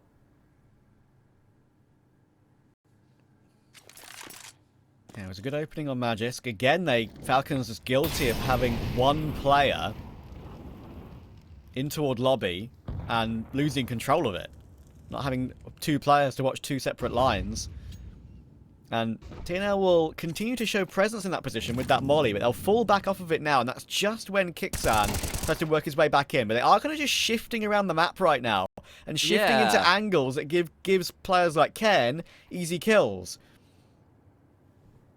I feel like we've seen Falcons do that a couple times. They just kind of gambled and walked in somewhere, and it's worked out for them, but not in this instance. Ken tucked in towards Deadbands. He's got support from the raft as well. There'll be a quick rotation through Heaven. Now he can step out. Contact's been taken. He'll finish off the job, and that is a flawless round coming through from the CT side. Okay, like, I feel like sometimes for a team like Falcons in this scenario, where TNL are a team you won't know much about, a team that most people won't know much about at this level, like, that round was very clearly played via the playbook in terms of like how they wanted to path around the map, where they wanted to retake, especially after they'd lost Magisk, right? I don't think that changed their plans too much. They just shifted around the map, got themselves into the positions they wanted to get themselves into, and then just like wandered into the site with not much utility left. It was very, very stagnant, very uninspiring, and I can understand why they threw a attack pause in there, because that was like, sometimes you just got to throw the book out the window and play using your better skill as a Counter-Strike player. Like, group up and just go as a 4 somewhere, I feel like, in that situation. Yeah, that's what I was calling for on Ancients a bit more as well. Either way, they're going to spend all their money. This is a pretty big gamble coming through from Falcons. Lose this 5-4, save 5 all, and maybe then the pressure starts to creep in again. Let's see. Clearly a plan here, and it's going to be more of that numbers-based approach you were just referencing. I'm expecting a better second half from Magisk in the roles he's in, but I will say, like, he's been one of the most underwhelming factors on this Falcons team since they switched to the heroic core. It's been a very rough watch, I'm afraid. Flierax, if he gets one, it's a miracle. He won't. And he will get taken down. But on it, he's found 2 from there, standing in the open. Didn't react to the third, but somehow getting 2 is amazing. Unfortunately, they've got the site, and now a safe plant. Well, kyxsan's still concerned. He's still worried. And taking the extra time to actually activate the bomb has given TNL a chance here to just feel out this retake. One player down the vent, one coming through from ramp. If Ken can best kyxsan, then we have a conversation on our hands about this retake all of a sudden. And, well, Ken is going to catch kyxsan for free, and he's heard Dexter in towards Dark. He knows the AWP is there, but he's lost his teammate in the meantime. Dexter swings to try and force the issue. Ken has a kit as well. He's tapped the defuse. Does Nico panic? Not yet, but now he will start to commit to the spray. Doesn't actually get the kill, and Ken will stick to the defuse. Retake successful as TNL close the gap. Oh my god, it gets more comical. But not for Falcons. That is ridiculous. Dexter does the right thing there, right? He knows he's 1 HP. He has to face him. And he had the perfect timing to face him. He actually caught him off guard. But misses the shot entirely. Can't get away back into a dark. It leaves Nico last alive. And you'd think that, that's the one play you'd want in that position, but there's a kit available in the smoke to go for the defuse. Nico doesn't commit to a full spray, thinking that he scared him off it. No, my friend, these guys fear nothing. They're on an eco now. Ugh, man, I feel like Falcons probably thought they had that round in the bag, but great retake from TNL, especially coming through from Ken again. He's had some crazy impact in the series so far. And that gap should now be reduced to 0. Got to be careful, though. I mean, Falcons with these Desert Eagles and the Hero AK, obviously a very deadly team. It's a good smoke, but Nico says, that's a good kill. Screw you. Taking a lot of damage for that kill, but of course he's got the hero AK. He has to go for this sort of thing. And an M4 available on Tess. There's no armor, obviously. They're going to try and play aggressive to get back into the round, but Magis has hit a huge dig. There's one player at the back of the site, not been seen. Ken finally reacts, but they can move away now, Falcons. The HP is horrible, but they have got space around the map, and they have exited B to plant on A. And look at how far away TNL are right now. I don't know if they have the luxury of going back around through Secret outside and retaking A. I think this round's over. I mean, they don't know how much damage has been done. It's one of those situations where you go back and you watch the demo and you realize, damn, the retake was absolutely on the cards. But they don't have the privilege of that knowledge. So Falcons have given themselves a reprieve here. Yeah, and I did exclaim their eco, but, you know, I did miss one very important point. I didn't miss it, I just didn't mention it. Like, Nico and the Hero AK, that cracked open the round. Sure, it's only the one kill, but it made the difference. It caused havoc. It caused some issues for TNL to have to deal with, and they couldn't recover it at any point. They're so close to getting a couple of those kills to basically making it no issue at all, but... Of course, deserves to be mentioned too, save comes through, they can buy with a couple of drops, but their money hasn't been built up on the TNL side that great either, so Falcons with at least a guaranteed tie on the T half.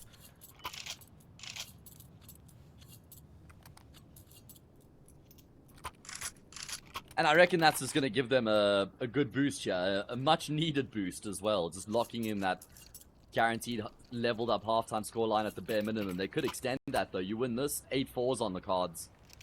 Matt, I know you, like, I completely agree with you. I'm not even, like, it's absolutely the right thing to say. You know, much needed boost. They need a much needed boost against T-bloody-NL. I know. It's not a sentence I expected myself to say coming into the series when I was doing my prep this morning, Trav. Listen, like, as I said earlier, no disrespect to TNL at all, but, like, they will know. That like, they all think the same thing, probably. Like, it's absolutely wild. Anyway, they played incredibly well, and Flierax is definitely one to watch for me from some of his ore pick. Magis does well to find Knifey in this following round. This is a gun round, of course. Ken, I think, knows that Testas have strafed from mini roof to get down outside toward heaven. So that's full info on that play. But is he ready for anything else? Well, he's in a pivotal position right now here for his team. Testas has still been able to go up and above, and he's going to get into heaven from here if he so chooses. How do Falcons connect the dots in this round, though? That's the main question. They've got 3 players outside. Oh, Onyx. Oh my god, he's got them all with their back turned right now, but the spray is betrayed. Ken will still activate, though. Nice swing coming through off the back of his teammate losing his life. Tessis in heaven. Does he catch the timing on Davey? Trigger discipline was the option there for him, and he now knows that Ken's in towards Deadman, but Tessis has to clutch. He's all alone, and he's not going to be able to get the job done. TNL continue to fight. And that was, like, not an easy round to win either. I felt like they had a lot of work to do in terms of their pathing around the map. Sure, they had information, but it's like they... kind of like got it, but didn't react to it until it was absolutely necessary. End of the round there, like Tessa's getting caught in the corner. Like, Falcons had opportunities, they had gaps, and maybe should have realized what gaps were available, but didn't seem to.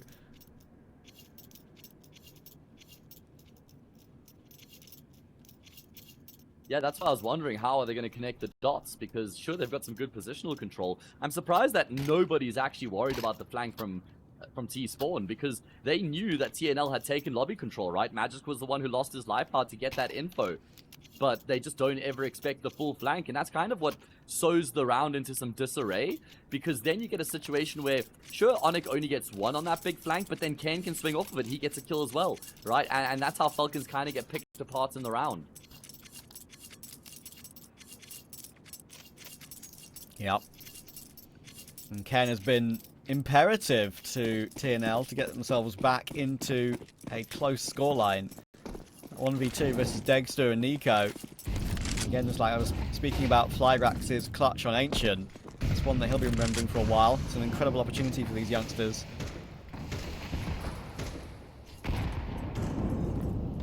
And I like this, Matt. Like, they're so insistent on pushing for lobby, and this time, right, they're not actually going for it straight up.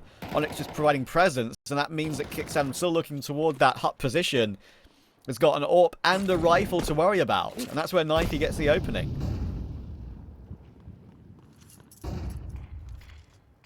Oh man, 6 all. keeps this game open going into the second half. I think 7-5 for Falcons should be more than enough to get the job done with how strong these players should be on the CT side, with how good they've been in the past. Nico, timing actually hasn't favored him just yet, but he will still be able to round the corner. Oh my goodness. The gods of timing shine down favorably on Nico in that situation. Yeah, he could have almost gone heaven without even seeing him, I feel like, if he wanted to make that decision. But now he's got full control of B, pretty much. They need to find a way to get there, though. Knifey's found Dexter. Tessus hears that. It's an easy kill for him, but Flierax takes the trade. Actually, I say trade. Tessus has done amazingly to find one more. So, sure, Nico had all that control, but now he's forced to probably fly up the vents. There are two players on the other side of it. Flierax is watching it. He's trying to jiggle him out. Very fast movement on the ladder. And that's super smart from Nico. He's now going to find Davy, though, in 19 seconds of play. He's in toward Hut. He's going to get the bomb or find the kill. And he finds the kill, of course. Nico's back and here to play. Triple kill. 7-5 on the half.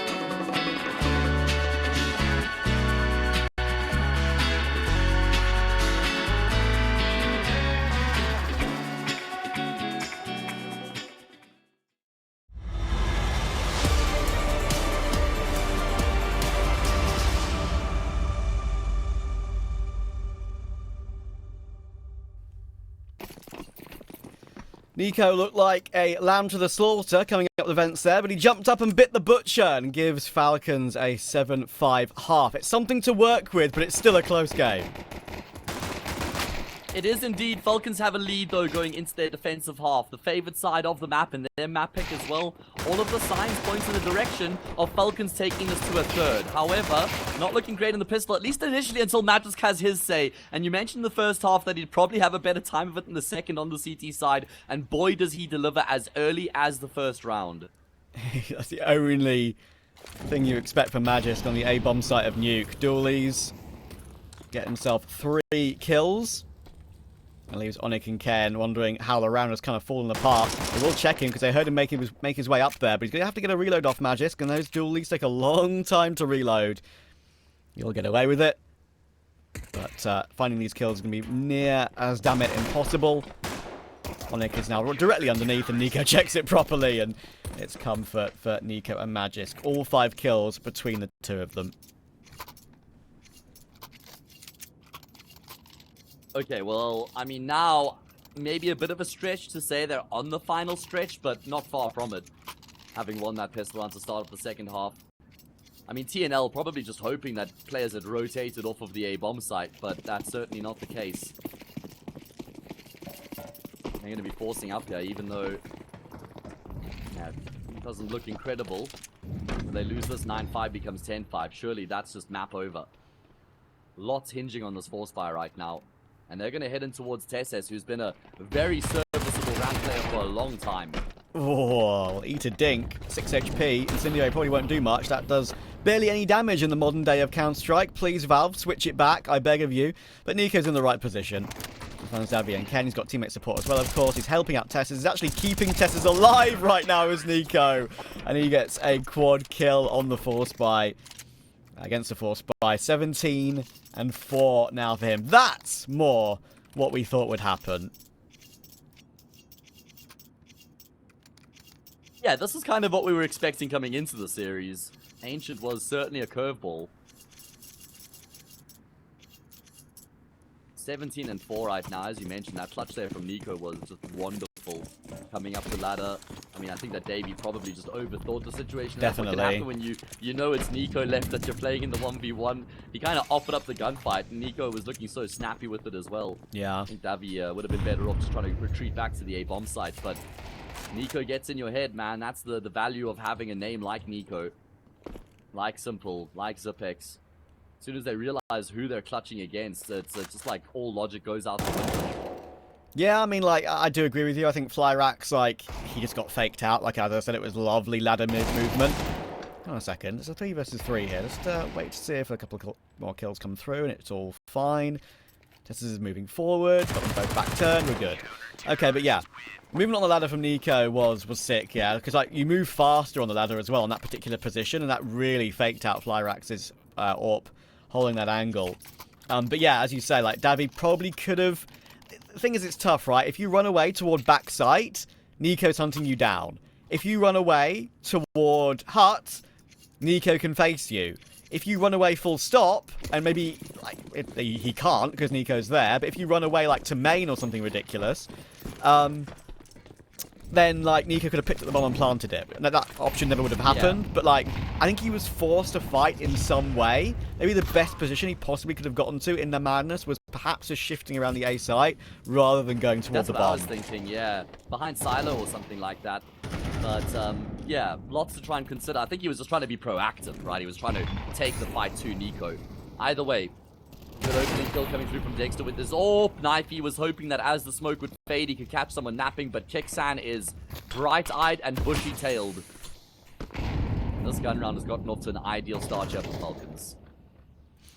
Where did bright-eyed and bushy-tailed come from? Because I hear it a lot. Is it like about a fox or something? Like a tail? I think like maybe, I don't know, maybe like a bush baby or some sort of an animal.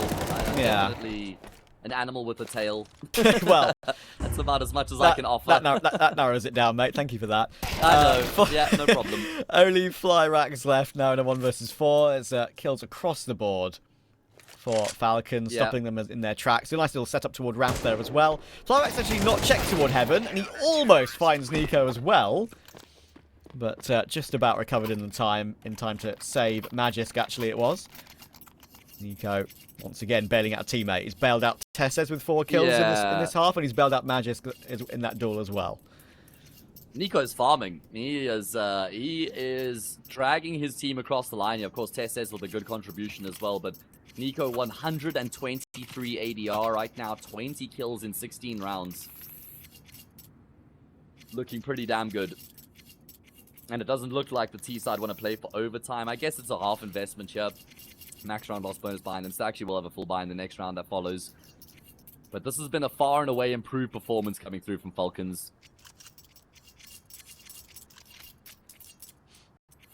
They've got a buy that could be dangerous here, TNL, but even though it's not their full investment, you kind of feel like this is the must-win to get an unlikely round win at this stage of the game. Get a win on a half buy to bolster your money. You've got the util for it. Let's see what they've got in place. And, of course, Falcons, it sounds crazy for me to say this would be their first win on Nuke this year, but of course they've only played it once, and that was against Eternal Fire in Bounty, so... And they nearly won, right? They nearly won, so it's fair that this is a map that's looking okay for them. But hang on, I said this before Spike could work. Here we go, the Tech-9s are in play, M4's recovered, Nico gets taken down, the fast A-pop with util. Falcons just not ready for it, and none of them have died. Dexter has to run away with 13 HP, and he'll get swung on by the Tech-9. Oh my word, I mentioned they've got 2 M4s and an AWP now, basically for free. Yeah, they barely got the bomb down by the time they'd found that 5th frag as well. I mean, that was just a blitzkrieg of a round coming through from TNL. And those rounds are generally very potent on Nuke. I mean, you almost always see that big A burst, or sometimes the variable is trying to go ramp, but that worked out perfectly for TNL. Really good util usage as well, actually. Dexter was completely blinded when they burst into the bomb sites, and everything falls into place from there. So TNL able to pick up their first round here in the second half, but there has to be more where that came from.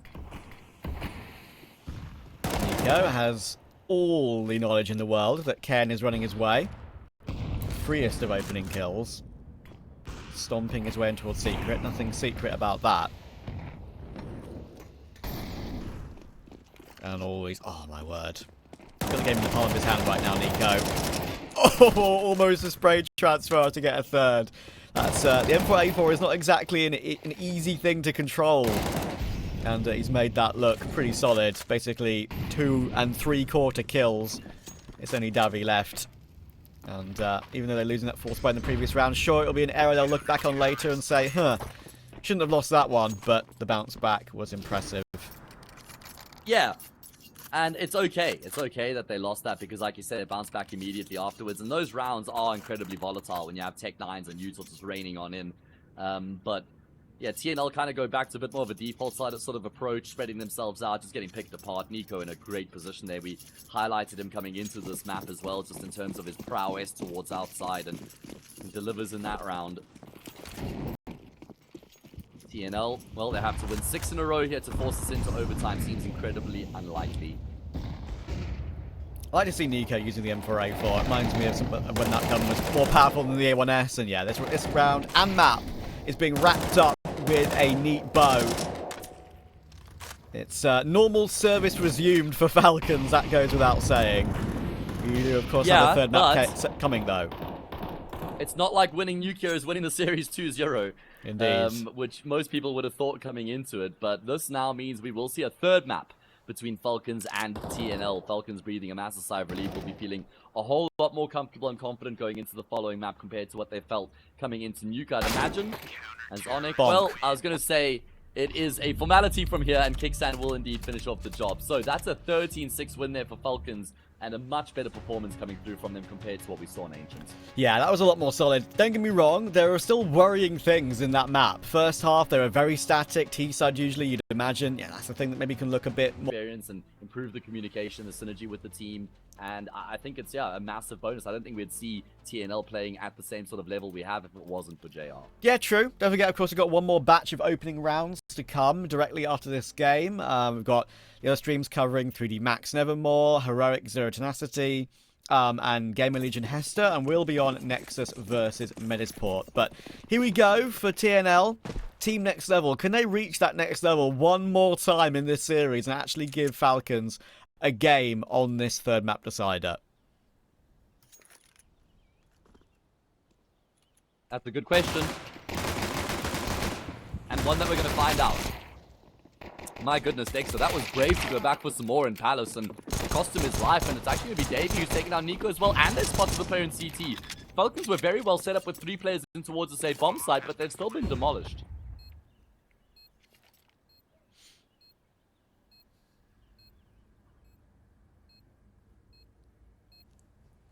Tess says, kyxsan, 2v3. 1 player firebox, 1 player sandwich, 1 player ramp. Ramp player playing very far back, of course, on low HP of Flierax. So they've picked up the smoke now, but they haven't picked up anything else. So that's going to be tough to make their way in. And they're not going to be able to whatsoever. Onyx and Ken play it correctly as a crossfire. And there's no way in.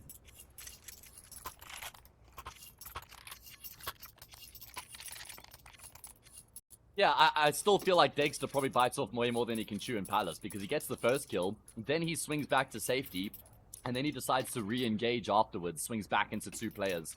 And I guess he's kind of compelled to do that because he knows he has numbers on the bomb site itself, so even if he goes down, he's probably expecting his teammates to be able to just remain in control, but I think that was just an overstep coming through from him.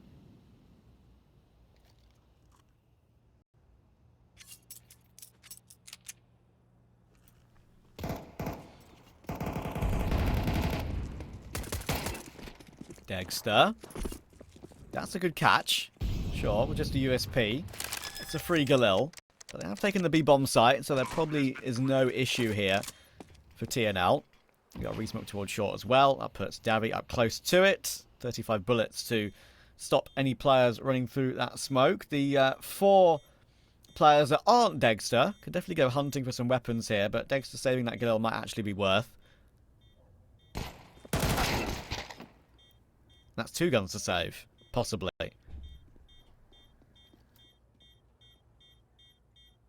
Possibly. Could be. I mean, Tessus is kind of heading in that direction. If they could get a 3rd, that would be nice. And there we go. Tessus has been able to get another kill, and there's those Galils you were referencing as well being scooped up. So, Falcons gun round to follow. It's just been bolstered to a degree. I want to see Dexter go for the glass cannon AWP here. Oh, he's already bought up Kevlar. Oh, he sold the Kevlar. There we go. He bought Kevlar, sold the Kevlar, and went for the glass cannon. And I'm really glad that he did as well. I mean, Dexter, look at the spawn that he's got here as well. That's a beautiful mid-spawn. We've seen how much damage he does with the AWP. It took him ages to get the AWP out on CT side Ancient, which I felt like was a big handicap and hindrance for Falcons. So yeah. I'm really glad to see him that it's going to be present here in the first gun round. So I think he was just doing his maths, right? Like, maybe he needs to brush up on that slightly. Buy the Kevlar. Oh, I don't have 4750. Whoopsie. These days you can sell, thankfully. Thankfully, indeed. There's the Galil's already coming into action. Tessus has been able to get an opening kill. And just Galil may also be required here. TNL just kind of poaching and volleying across the map, but the bomb's actually going in towards the B side here. Ken's got on the trade on on Tessus as well, but kyxsan's being sneaky here, and there's no way they expect that. That's great positioning from kyxsan. Still hiding as well, trying to stay alive, to wait for a rotation. Ken's doing wonderful work around the map right now. It's 3 on the board for him. Don't forget how many multi-kills he had in the early stages of Ancient. Maybe he's looking to swing on a timing when they're not expecting him. Oh, my word. Oh! That was actually... That could have been interesting, because the second player, of course, in Magisk was not looking. But Dexter manages to grab it. Yeah, with the USP nonetheless, he just goes full sicko mode there. Pistol out, running in towards market door. Instant headshot landed. Still a good bomb plant for TNL. I thought kyxsan could have done a little bit more there to try and actually deny the plant itself. But round 1 by Falcons regardless. And I think that TNL probably going to have to eco here. This is the consequence of losing as many players as they did in their anti-eco.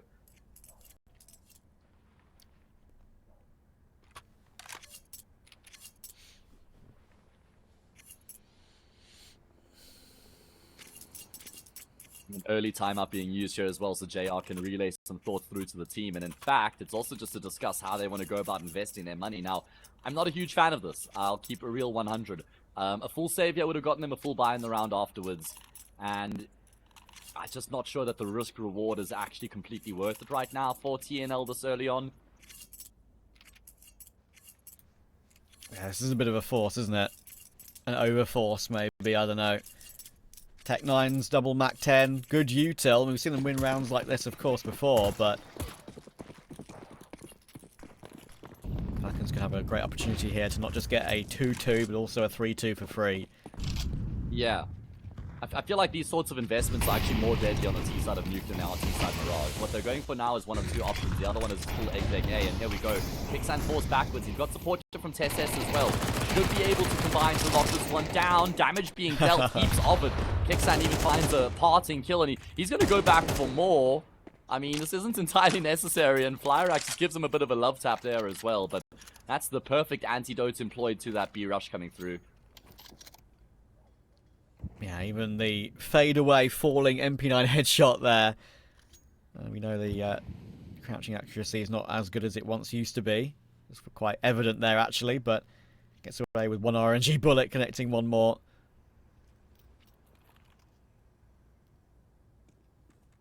And that puts TNL in a tough spot now. 3 versus 5. You have the Hero AK still in play, but no util left. They've used it all on their attempts toward B. They're going to have to just jiggle Dexter out of these angles and probably the rifles as well.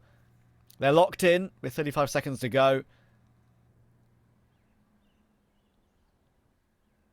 Yeah, I mean, we did see them actually in a pretty similar position on Ancients, and they managed to win that round where they had nothing to work with in the 3v4, and they ended up being Nico. Ticket not going to get checked or considered, and he will punish. Great double kill. That will guarantee the round. Flierax is just hoping that he can try and stay alive, but I think he's already been spotted. They're all kind of peering in his direction. Dexter holds the angle and finish off the job. AWP already having an impact. And Falcons shut down that force buy without actually losing a single player.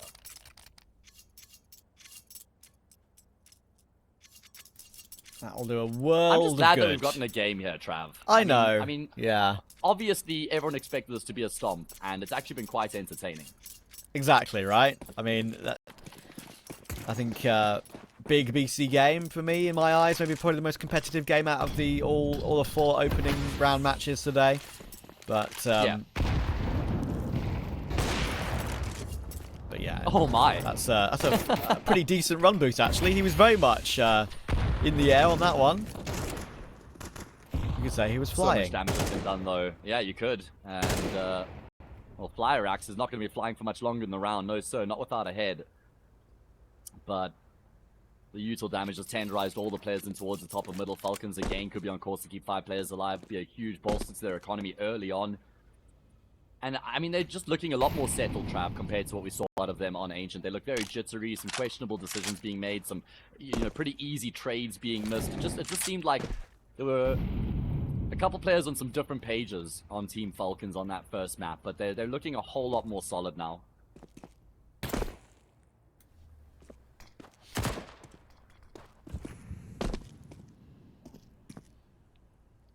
Yeah, it's like they needed a map to warm up into the day almost. And it does happen sometimes, but it's just so unexpected, right? For a team of Falcons quality playing all the big Tier 1 events and TNL, who have literally never even got to a big Tier 2 event, it feels like.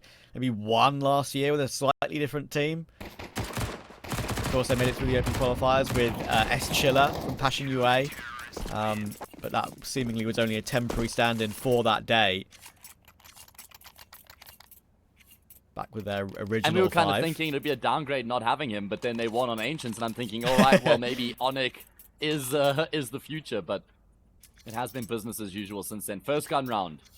First full gun round, it feels like. I guess there was a decent semblance of a gun round earlier. TNL, I think they had 1 or 2 weaker weapons, but let's see if they can answer back. Lights on util, though, Trav. Lights on util. If they lose this, then Falcons will have some serious momentum behind them. Not just because of the start that they've got here on Mirage, but coupled with the way that Nuke played out as well. Picking up from Nuke, picking up here on Mirage where they left off on Nuke is what Falcons are about right now. Yeah, exactly. They've used a little bit of that util already, of course, to take mid. You can see they've got 2 mollies, 2 smokes, 2 flashes left. So they've got... It's enough, right? But you need to kind of make sure you don't die with it, and rotate back round and have an actual proper play as a group. Nico will jump spot under. That's a right-click nade that could do some damage, and it's pretty much maximum damage, but he gets one in response. He Just like a game of volleyball there, man. Just picks it up and throws it back at him. Yeah, exactly. Oh, goodness, okay. No lives lost just yet here in the round. That's what's making play towards ramp. He's going to be finding one completely blinded. Flierax gets his vision back just in time, and Knifey will activate coming through from Palace. That actually opens up the say bomb side. Yeah, bomb can come through toward default as well. Nico can't really face on 42 HP and CT. Make that 29 now, as that Molotov spreads a tiny bit. Oh, picked up for Knifey. Oh, no, they're fumbling. They're fumbling in a position, and they probably didn't need to push up like that in that certain scenario. So now Flierax has got the AWP, sure, but Nico could just swing this angle and absolutely delete him. He knows it's a possibility, and that's exactly what happens. It's all down to Ken. Sorry. He's gone down as well, and it's literally fallen apart.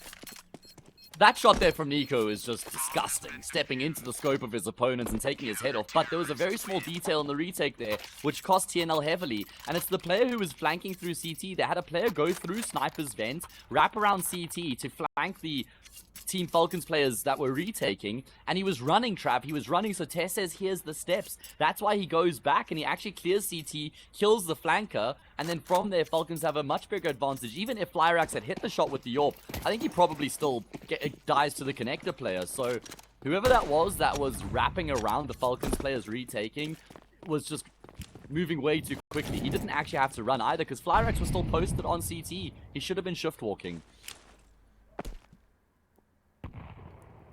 Yeah, it was definitely awkward from TNL there. That just is a very good example of inexperience. When they were like stacked up on each other on CT, like we were talking about, like that just didn't feel necessary whatsoever. Knifey's managed to burn out Magis, but kills are coming through pretty comfortably now. Tess's playing around connector, of course, looking pretty solid in that position, not just at this in this particular round, but also in general in the games I've seen him play at the bigger events. Nice shot on it, though. Nico getting a taste of his own medicine with that deagle. Flierax, oh, we could get overlooked in connector. Hang on. Oh, leg spotted as well. Next is going to get jumped on. What has just happened? kyxsan, he'll be asking his team, how on earth am I 1 versus 2? And they seem to have a very good idea as to where he's going to be coming through from as well. Already Molly off in towards jungle. They're not facing him either. Oh my goodness, this has completely fallen apart like a slow-cooked piece of meat. Falcons disintegrate here. kyxsan is still kind of searching, looking. He knows that there was a player in towards connector, but I think Flierax has just seen kyxsan as well. And eventually he'll step out and offer up the fight. Okay, that gives kyxsan a chance. It gives him a sniff here. Gonna actually drop the smoke on the bomb, but Onyx in a prime position right now. The only chance for kyxsan is to straight up stick the defuse in the smoke here. Bullets connecting, kill comes through, and that's an eco round 1 for TNL. Oh, how has that just turned around? I can't believe it. Connector position overlooked. Leg spotted of Dexter on short. Realizing that the Tech-9 can do great work in that scenario. You drop down quickly. It's going to be a hard shot for Dexter to react to. That grabs a dink and a finished kill after the first. It pulls them right back into the scenario. And Onyx started it. We're taking down Nico. Started the recovery and he ended it as well. Yeah, it was actually such smart positioning from Flierax after he kills Tesses outside connector. The way then he spots Dexter's lead, but he just doesn't wide swing. He actually gets really close to the wall and then drops off. So he takes the fight from an angle Dexter was just never expecting. However, Magisk with a beautiful double kill, and he's lived to tell the tale, inflicting some further damage here. Magisk is just locking it down, buying time. Another kill comes through from the Danish anchor, and he even is able to, well, almost take down a fourth. 3 versus 2. Crazy. That's one of the best holds for Magisk so far today. Oh yeah, for sure. And again, the game flips back on the side of Falcons. Ken and Flierax, they're together. But they should get picked off one by one. And yes, kyxsan on the jump spot, goes for the peek properly. That's just the AWP left. And then Nico peeks from stairs while kyxsan is distracting from that ticket position. So that is a great round to win. Again, that puts TNL on a weird bye. Feels like this is the difference between Ancients and Nuke and Mirage, is that Falcons are able to bounce back after they lose those rough rounds. We saw it on Nuke as well, where they lost the force buy in the second half and then just won the gun round straight afterwards super cleanly. Back to business as usual. And they've done something similar here as well, where they've lost to a full eco, but then just straight up steamrolled the round that follows. And that just shows that they're in a bit of a better mental place, that they're not frail, that they're not breaking after losing those rough rounds.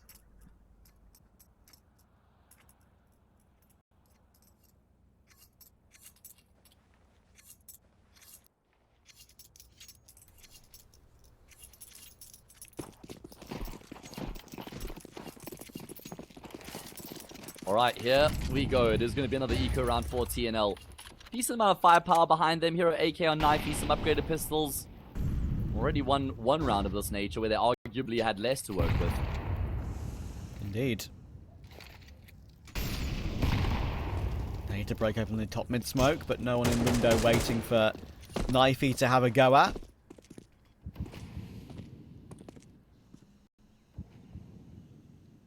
Actually, still need to be careful. He could just get pounced upon from the palace smoke. And the CT player, of course, Degster, will have to react quickly. This spots one. He's got help from Nico now. And there is two from him.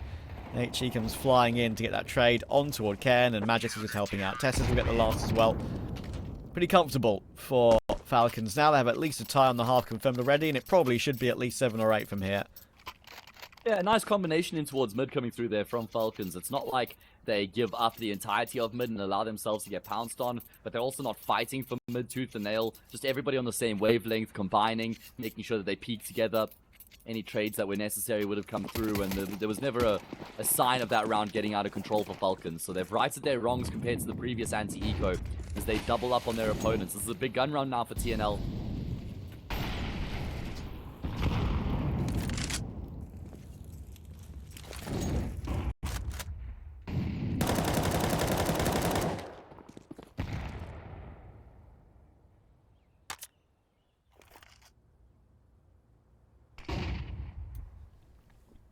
Let's see, what's the plan? Again, good mid control. It's certainly been a theme for TNL so far on the T side.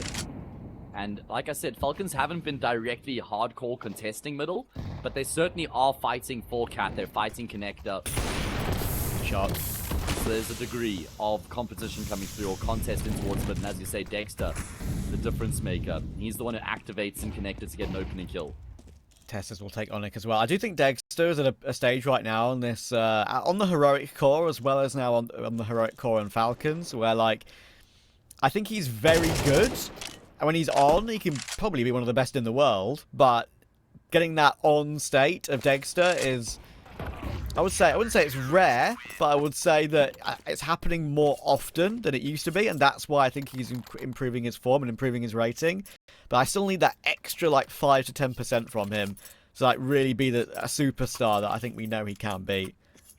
I mean, it's never been a question about his ceiling, right? Like you kind of allude to there. The floor is where most people kind of look at and say, does he really have what it takes to be a consistent championship contender, or up there with the Monasees, the Shiros, obviously, of the world, you know, the Ziwus, of course, as we saw yesterday in the Katowice final as well, where he just put up an incredible performance.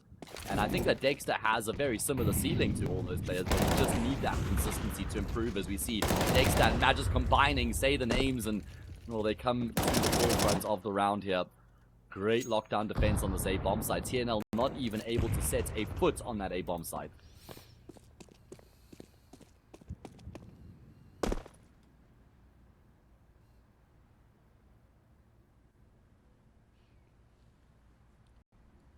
Knifey with this Desert Eagle, hoping to inflict damage. Not that damage means anything at this point. Next round is the last of the half. Team Falcons guaranteed an 8-4 halftime scoreline at the bid. Yeah, fantastic return for them. I mean, just look at the kills yet. Yeah. TNL have just been getting completely outclassed in the fragging department. The highest fragger on TNL is actually below the lowest fragger on Falcons right now. And that's when you know the system is actually working pretty good, right? I know, like, now we have to use the term, guys, it's only TNL. Like, you shouldn't be proud of a good across-the-board performance against TNL. You know, all props to them for getting to where they are, but still. But, you know, you make a very good point. I think Falcons have settled into today now. This is more of the expected results and tallies across the board that I expected.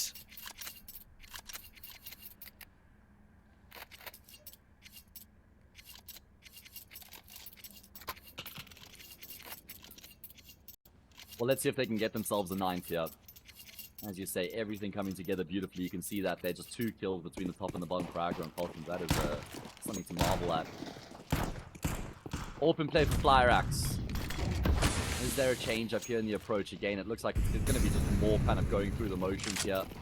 I feel like there's been a massive contrast in the styles on the T side from TNL on both Ancients and Mirage. Which is weird, because the maps can play similarly on the attacking half.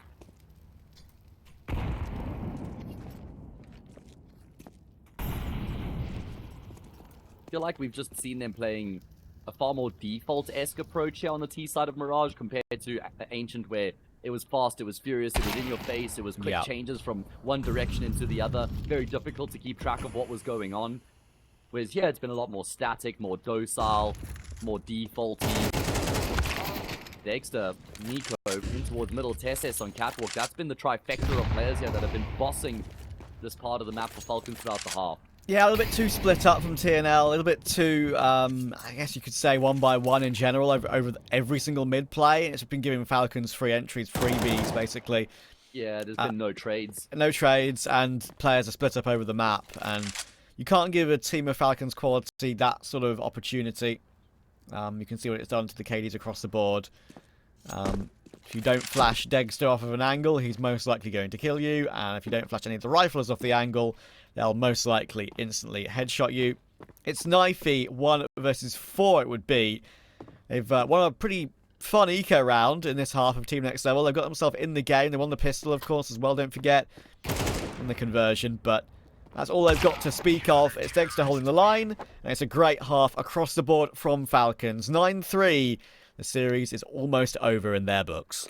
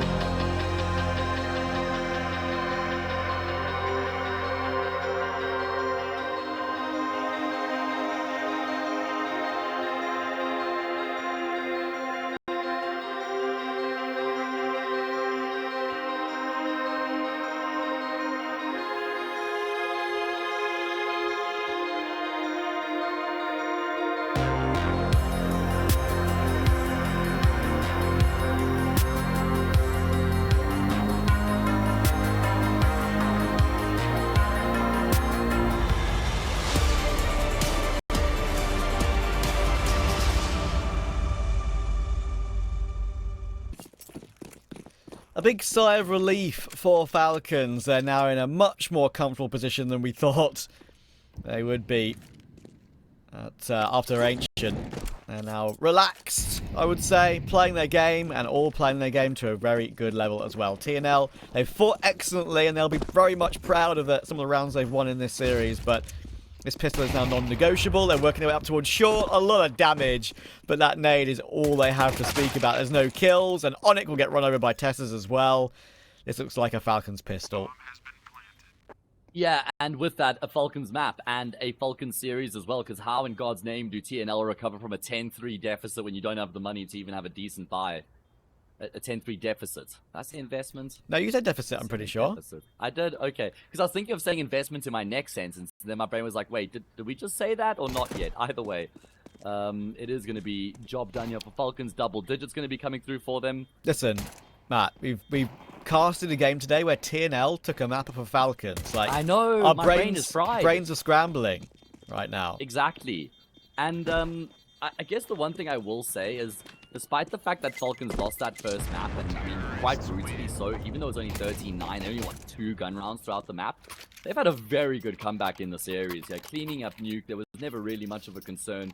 13-6 they won there, and they've just completely closed up the shop here on Mirage. So, say what you want about the fact that they got upsets on one map, but I think that speaks more to the state of Counter-Strike and how close the gap actually is between the higher end and the lower end teams. Now you can kind of see, you know, one map that's been worked on really hard by a team, how that can actually just result in an upset in itself.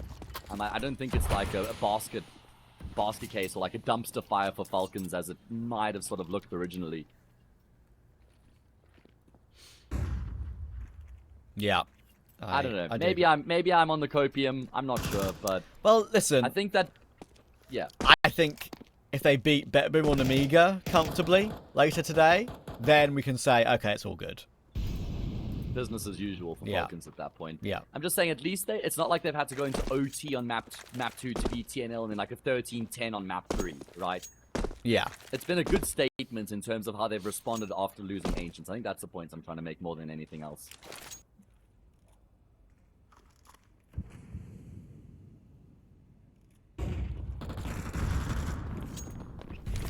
Well, the first kill for Knifey. kyxsan will go down to the FAMAS. Good trade from Nico, but in comes Flierax looking for more good damage.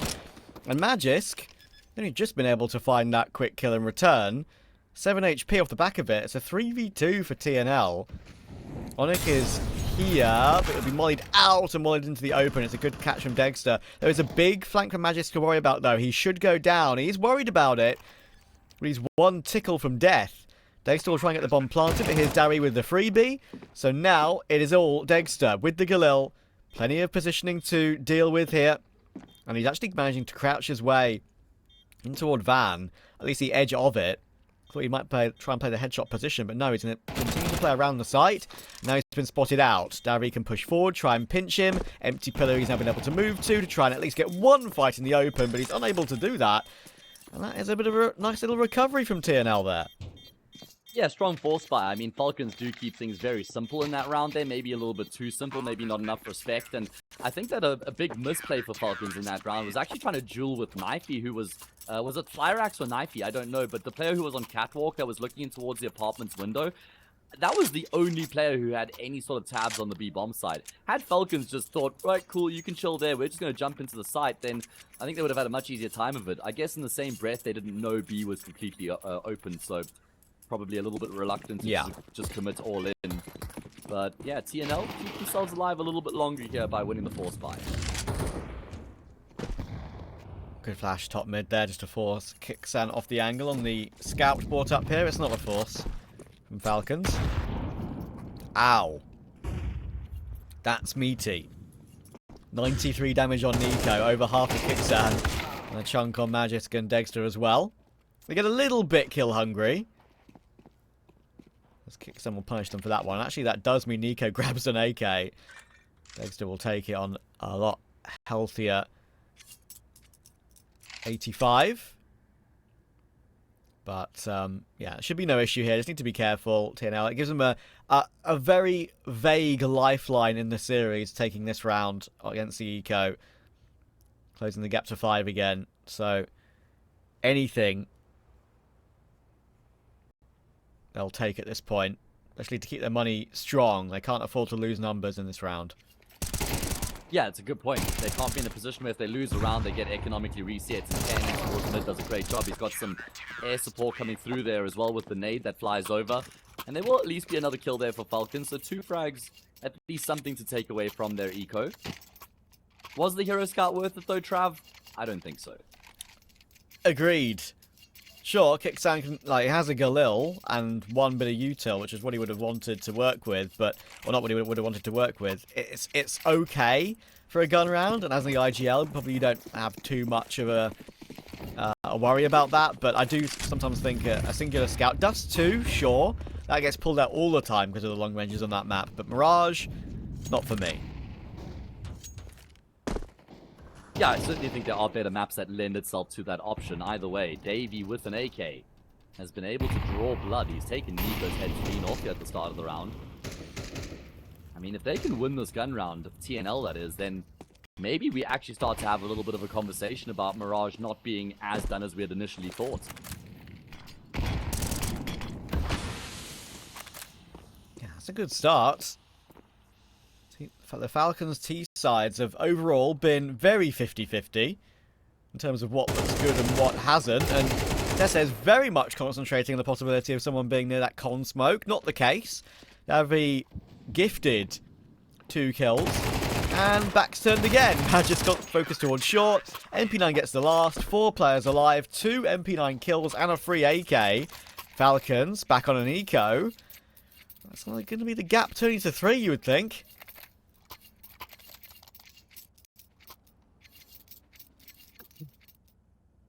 Yeah, it should be. I mean, there's a bit of round loss bonus, but Falcons won't have much to work with, and that was not an inspiring round. I mean, we saw how they tried to finish off the game when they were playing against the Force Fight, just going for numbers into the B bomb side. This time, they're like, cool, let's play a more default style, let's try to get some mid control, but they just got picked apart there. Falcons need to make sure that they do maintain a level of respect here for TNL. The game's not over, they still have to win 3 rounds.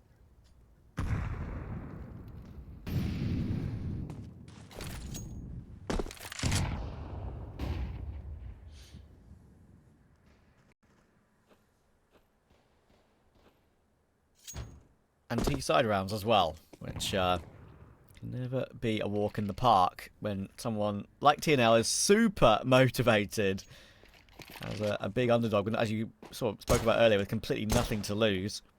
Tessus has managed to get himself down toward Van, which is okay considering how many players were around him, but he's always going to get pre-fired out of the round.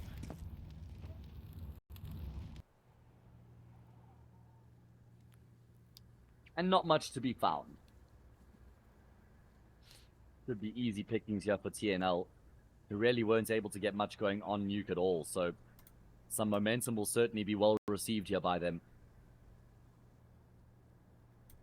I wonder what the plan's going to be for Falcons going into the following gun round, because they're still in a very comfortable position, but should they lose the gun round after this eco, then I reckon they might start to get a little bit nervy, you know? 3 isn't that much, yeah. It's just not a big gap. And the right time for attack, for sure, for Falcons. Get Zonic to have a chat. I will admit, I'm definitely on the Blade side of things these days as the GOAT coach. Is there even a conversation to be had about that anymore? Numbers say Zonic, but as we know, numbers aren't everything. I guess Zonic has also done it with 2 different organizations, right? Like that's the one also big true. sort of defining factor that kind of keeps Zonic in the conversation. But I'm right there with you. I'm also in Team Blade. Okay, Matt, but what's better in your eyes? 2 different organizations or 2/3 complete, like, separate cores of players? I'd say it's more impressive doing with 2 completely different cores. because then you've been proven that you can do it with Okay. entirely different skill sets, and you don't need a very specific game plan or group of players to be able to win. Either way, Oh dear. Okay, Ken. First frag found, and then just a burst through the smoke there takes down Dexter as well. This was the all-important gun round we were looking towards here for Falcons to basically finish off the job, but it's not happening. Like, TNL, they've put 2 players toward mid there to stop Falcons from making their way out mid. Sure, right? Ken's gotten both of them. But Nico and Dexter just felt like they wandered out, like nothing was worrying them. And Onyx now going to pounce from empty pillar. It's a lovely swing spray on Magisk. That was the easiest CT hold ever. They didn't have to do anything difficult in that one. Falcons put no pressure on them whatsoever. That is... It almost feels like Falcons are using this game for, like, practice. But this ain't practice, lads. I mean, how many kills have they actually gotten in the past 4 rounds, though, Trav? The 4 rounds that they've lost. I don't think that there's many. In fact, it's 5 in a row for TNL now. 9-3 on the half. They lost the pistol, went down 10-3. But Falcons have kind of stalled out since then. I mean, these mid-takes have just looked completely uninspiring from them. Constantly losing a player early on and then getting picked apart afterwards.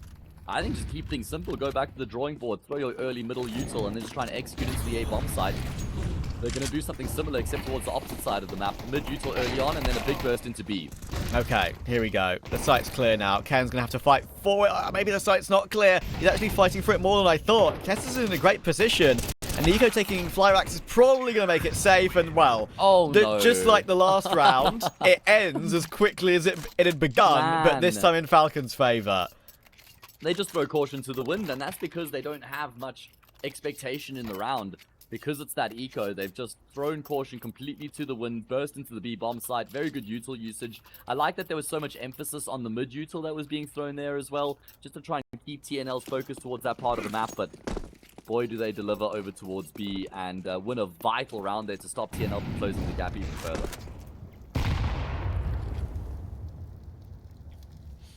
And for TNL, the rounds that previous, of course, have been so clean, means that they still have money despite losing to a lower investment. That actually could be quite... They were 10-8 up, but it almost feels like a lifeline for Falcons that they've managed to get that previous round, but that is just good defaulting. Knifey and Ken, they try and go together.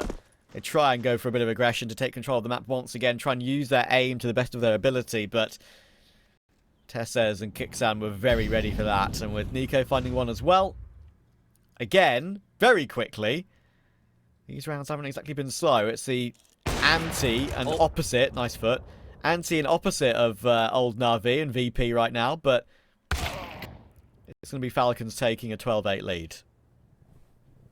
Certainly will be. 4 opportunities to finish off the job. It looked like for a moment there that things were going to get a lot closer than I was expecting, with Falcons having been up 10-3 at one point, but that Tech 9 round win seems to have just completely set things back in motion here for Falcons. Good shots being landed, good kills being found, punishing the aggression towards ramp. TNL really try and throw a curveball into the mix with the players pushing ramp. Nico will go down, but that then obviously gives up the position of Davey. Make sure they got to go about this together here, not offer up any individual fights. Oh man, lineup's not actually far from connecting there either. Fire is hot though. He'll be forced away. We'll make the short jump.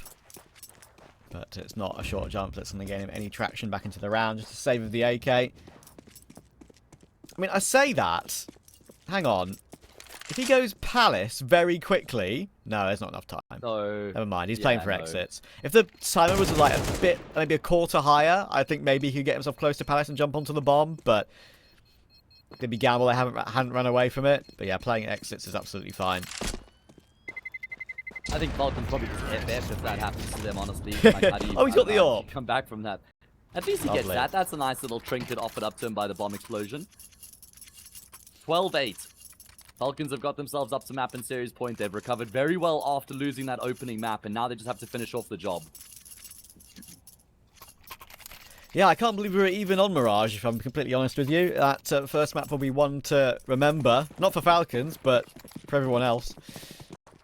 Well, Falcons have to go back and not only remember that, but like Clockwork Orange, just have that force fed down their throat a couple times so they can realize what went how wrong. Things went wrong. Yeah, exactly. They just gotta...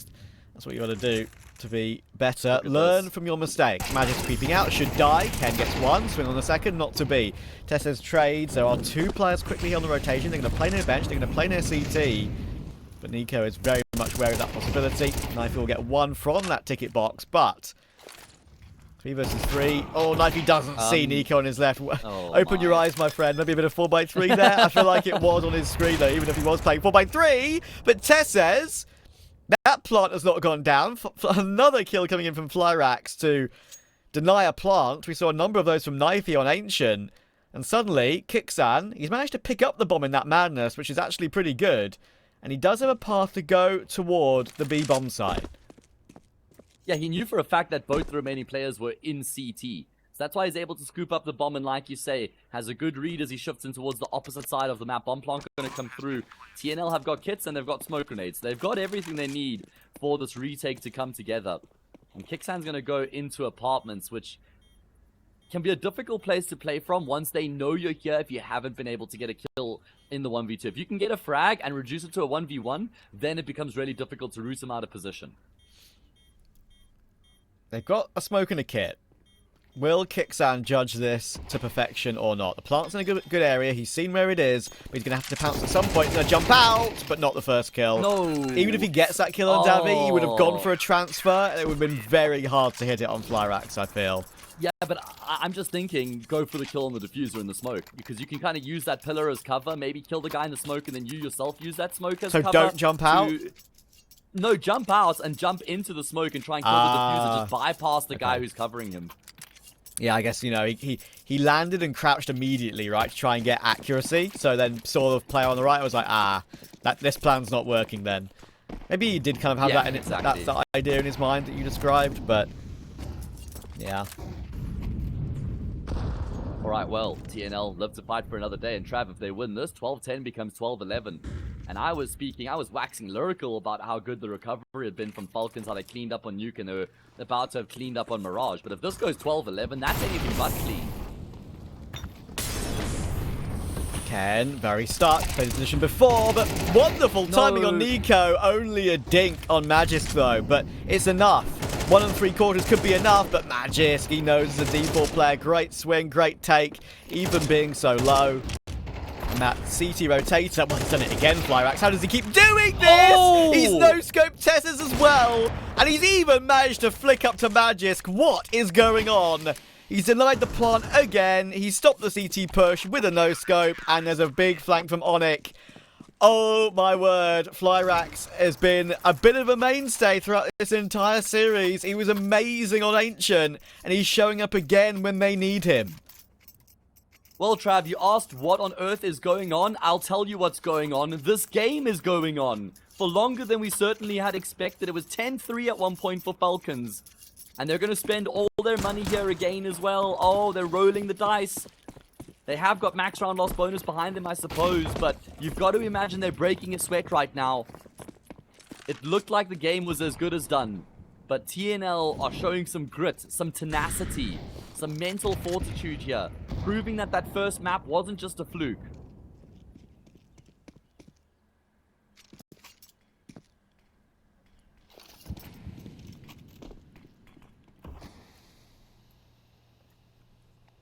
This buy is okay, don't get me wrong. It's, you know, 3 AKs Galil and a Mac 10 and a decent util, but as you say, it's going to be a little bit worse than that for round 24 if they do lose everyone in this round. Wow. Yeah, I mean, maybe, as you say, maybe scratch what you said earlier. Maybe this is now not convincing at all for Falcons on map 3. If it was like, as you say, like 13-5, 13-5, say, oh, okay, like, they've woken up. They've woken up now. Now it feels rough. Even if it ends 13-10, it's like, God, I mean, how did that get so close? Either way, this is the best position that Falcons have actually been in towards middle throughout this entire half so far, by the way. They haven't had this much control afforded to them. And that's by lack of a contest, really. They have got numbers, top connector, jungle, player on the A site. Tessus has been tagged. Good trade from Nico, but again, it feels like they're very stuck in con. Oh, now though, even though there's going to be one more player in position in Knifey. He needs at least 2 more. Thankfully, Tessus is low, and it's completely falling apart again. Nico tries to advance, but again, that just felt so stagnant from Falcons. Just the timing they walked up on. They were getting stuck in between 2 angles. They were getting naded, moneyed out of position. They were all kind of falling over each other. Maybe all their players are usually say, you know, pack-based mentality is okay, but in that position, it didn't feel great at all. Yeah, I mean, I think Fireflux on, Flierax, excuse me, on Catwalk there with his AWP does an incredible job because he's inflicting damage as they're going up, and then he's getting kills as the smoke's faded. And that was making the life of his teammate Ken on the bomb site so much easier. One more opportunity here for Falcons to finish off the job. Otherwise, overtime is what waits in the wings. And from there, they could even lose the series. They could lose the series, Trav. It's and over. It's looking like we're going to overtime here. TNL have done it from a 10-3 deficit. They've recovered 12 all on this third map. You cannot script this. Oh my word. That might have been some of the worst. Slipped so far. That might have been some of the worst, like, selection of T-side rounds I might have ever seen. Like, in the last 4 or 5, 3 of the 4 or 5. There was just nothing to that. They're trying to keep it simple, and actually that's something I asked for them earlier, right? Like, you know, against a team of TNL's quality, maybe just keeping it simple is a better ploy. They do keep it simple here, but TNL just so ready. It feels like they're quite slow in terms of going through the motions. Although it's simple, it's like, okay, get middle, pause, wait a little bit, come up with the next plan. Okay, get into connector, come up with the next plan. How are we going towards A? It's not flowing seamlessly for Falcons right now, which I suppose is a reflection of the fact that they haven't been together for all that long. But man, we've wiped the slate clean. The previous 3 maps basically mean nothing. All that matters are these rounds here in overtime. TNL, can they actually do it? Can they win the series against Falcons and drop them to the lower bracket? They've got a 5v4 here as well. What is this comeback? Ken could get timing, but he does check it at the right time. Nico working his way up, does get caught. AK swap 2, Magis goes for a peek, and that's one Ken's not expecting. Going towards short will push Flierax away. But it keeps a man advantage intact. Loose into window, a silent one. Knifey's going to have to be ready for that. What can kyxsan do from this position? He's got some information, but then is when Knifey checks it, and he's probably right to do so as well, because it went quiet in mid for a while. The easy assumption is they could have been working their way into that window area. It's a ridiculous swing from Magis. That is the widest of wide swings to get the trade. But again, so the disadvantage, and Onyx is in the best position late round. It's Palace. Magisk is down. Dexter last alive. Caught on triple. The lead is what TNL have right now. My goodness, this is the first time they've had a lead since Ancient, if I'm not mistaken, and it's at the time where it matters the most. It is in the dying embers of the series. Can they rob Team Falcons blind from having been down 10-3? They've won 10 rounds since then, while Falcons have won just 2, of which one was a Tech 9 round. True. The gun rounds on T-side are non-existent from Falcons today. And, you know, having, like, had a few colleagues, right, who have covered TNL in lower-ranked tournaments in the past, right? Like, I don't think there's any funny business going on here. Like, I really think TNL are incredibly legit. So, you know, there's no excuses to be made whatsoever. People would describe it as a random open qualifier team. But they've genuinely looked really solid. And Falcons on the T side, like, it's very evident that some of their plays have been very poor. And timings. Yeah. I feel like there's some overthinking just going on for Falcons right now. Where's the good old exec, man? I know that this is like one of the teams at the highest level of the game, but sometimes I feel like when you've got such a massive edge on your opponents, you just got to do the basics perfectly. Nico's going to... Oh, I was going to say, could be in some trouble here, but call an ambulance, not for Nico. Onyx goes down. First blood drawn by Falcons. They need this round, Trav. They have, it's been a while since they've actually gotten a breath of fresh air, and they're about to suffocate. Yeah, they really desperately need to stabilize. 2-3 Palace is definitely risky, and again they've lost Tessus and Dexter in the meantime. kyxsan's so low after getting his kill against Knifey, but Ken's here on the scene now, and he gets both of the rotation. Nico was a long, long way away. He was the BAPS player, of course, who opened the round. But now he needs to close it. Ken's not looking the right way. It should be a kill for Nico, and it is. It's a 1v1. Flierax is not that close to the action. He tries to land at a mid as far away from Con as possible so Nico can't hear him. And Nico is planting in the open, no. but it's a big miss. And now he can plant default, incendiary drawn. He's going to go back to stairs. He knows he's going to force Nico back into one firebox. And there's nothing you can do about that. Nico has bailed Falcons out of a ridiculous situation. Oh, Nico just doesn't care, and he realizes the situation. He knows he's going to be mollied out into the open. He knows there's nowhere he can safely position himself, so he knows he has to force the gunfight. And what a great kill coming through from him to finish off that clutch as well. Saves the day. I mean, I thought Ken with his double had done enough there, but Nico ultimately prevails. 13 all. Mirage, the gift that continues to give. Unless you're a Falcons fan, then that's just like coal in your stocking.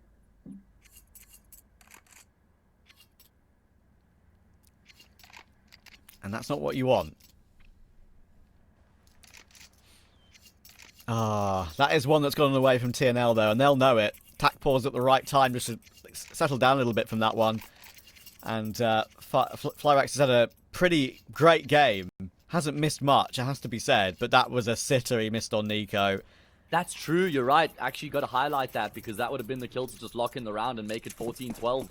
That was a sitter. And then Nico, like, after he realizes that, like, immediately makes every single right decision, right? Like, backs into default to plant. As soon as the incendiary comes in, backs away into firebox behind the top portion of default boxes. So the AWP can't just catch him swinging. Plays a headshot angle, makes it as difficult as possible, and it works out. And now a B play's coming in, and Ken will go down. Onyx needs to be ready, but Onyx is looking fantastic. Smoke drawn. He should keep himself alive for at least a few more seconds. Does that help for the rotations? Smoke will be blown open. Knifey's in window, but they're taking damage as all these nades come in. A re-smoke coming into position as well. Magisk even looking away from that. That's some miscommunication there. Very evident that maybe that smoke was not expected or calmed, but look where this close position is right now. It should be all in the palm of the hands of Dexter, and he's going to find all three. It's a 2-1 OT half for Falcons, but it was by no means comfortable. No, far from it. Dexter, very smart positioning from him. They're very brave positioning as well on the front lines of the retake. Bit of trigger discipline goes a long way. He's able to mop up the TNL players. Magisk was the key, though. He was the key that unlocked the round with that first frag at range on the catwalk player, and then he gets the second kill on Onyx, who looked like he might have been able to wreak a bit of havoc. So, very good job coming through from Magisk, who's rightfully copped a lot of criticism as of late, but he's delivered the goods here on Mirage so far. They may even have lost the map by now if it wasn't for Magisk.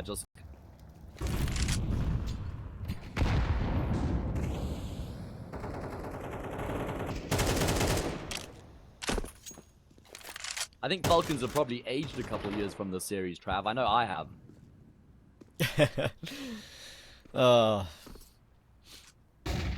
This is now where it's going to be a bit tougher, though. We know how comfortable were Falcons on their CT side. In fact, they've got 2-1 on T. 3-half, right? Yeah. It's going to be super tough for TNL to keep this one going. This is towards short. A flash through. It half blinds each other. And again, the protocol's a little bit off. And quite evident that sides are not the strong suit of TNL in this particular map.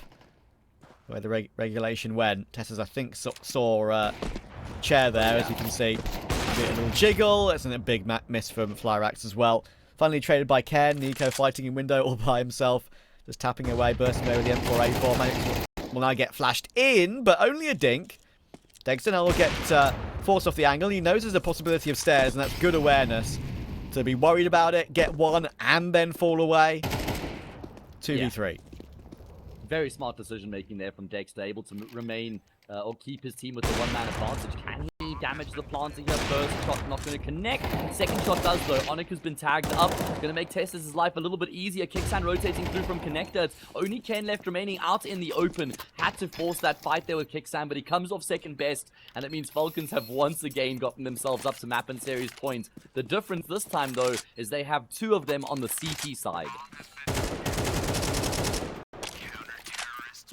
You think this is now where it will end? What do TNL have in the back pocket? They've done themselves proud in this series. We thought it could be a stomp. when the draw was made, we thought it should be a stomp. Everyone did. First map was unbelievable. Second map was. And we thought then the third would go by the wayside pretty similarly, especially after the first half. But they fought back. And it's been possibly the least convincing, or to sort of go by the meme, most convincing Falcons performance today. To use sarcasm. Tess says we'll deal with Onyx. Fair, as it does look like this could be the beginning of the end here. That is another good kill. Dexter doubles down. Nico in on the act, and TNL have finally been felled. Boy, did they fight and give this one everything that they had, but Falcons eventually will prevail. Knifey gets one, but it's an eco trade to end it. 16-13 with a 2-1 victory for Falcons. Possibly the most worrying performance, if you're a fan of Nico, for example, possibly ever in his career. That's, again, like, for people who don't know TNL, like, that is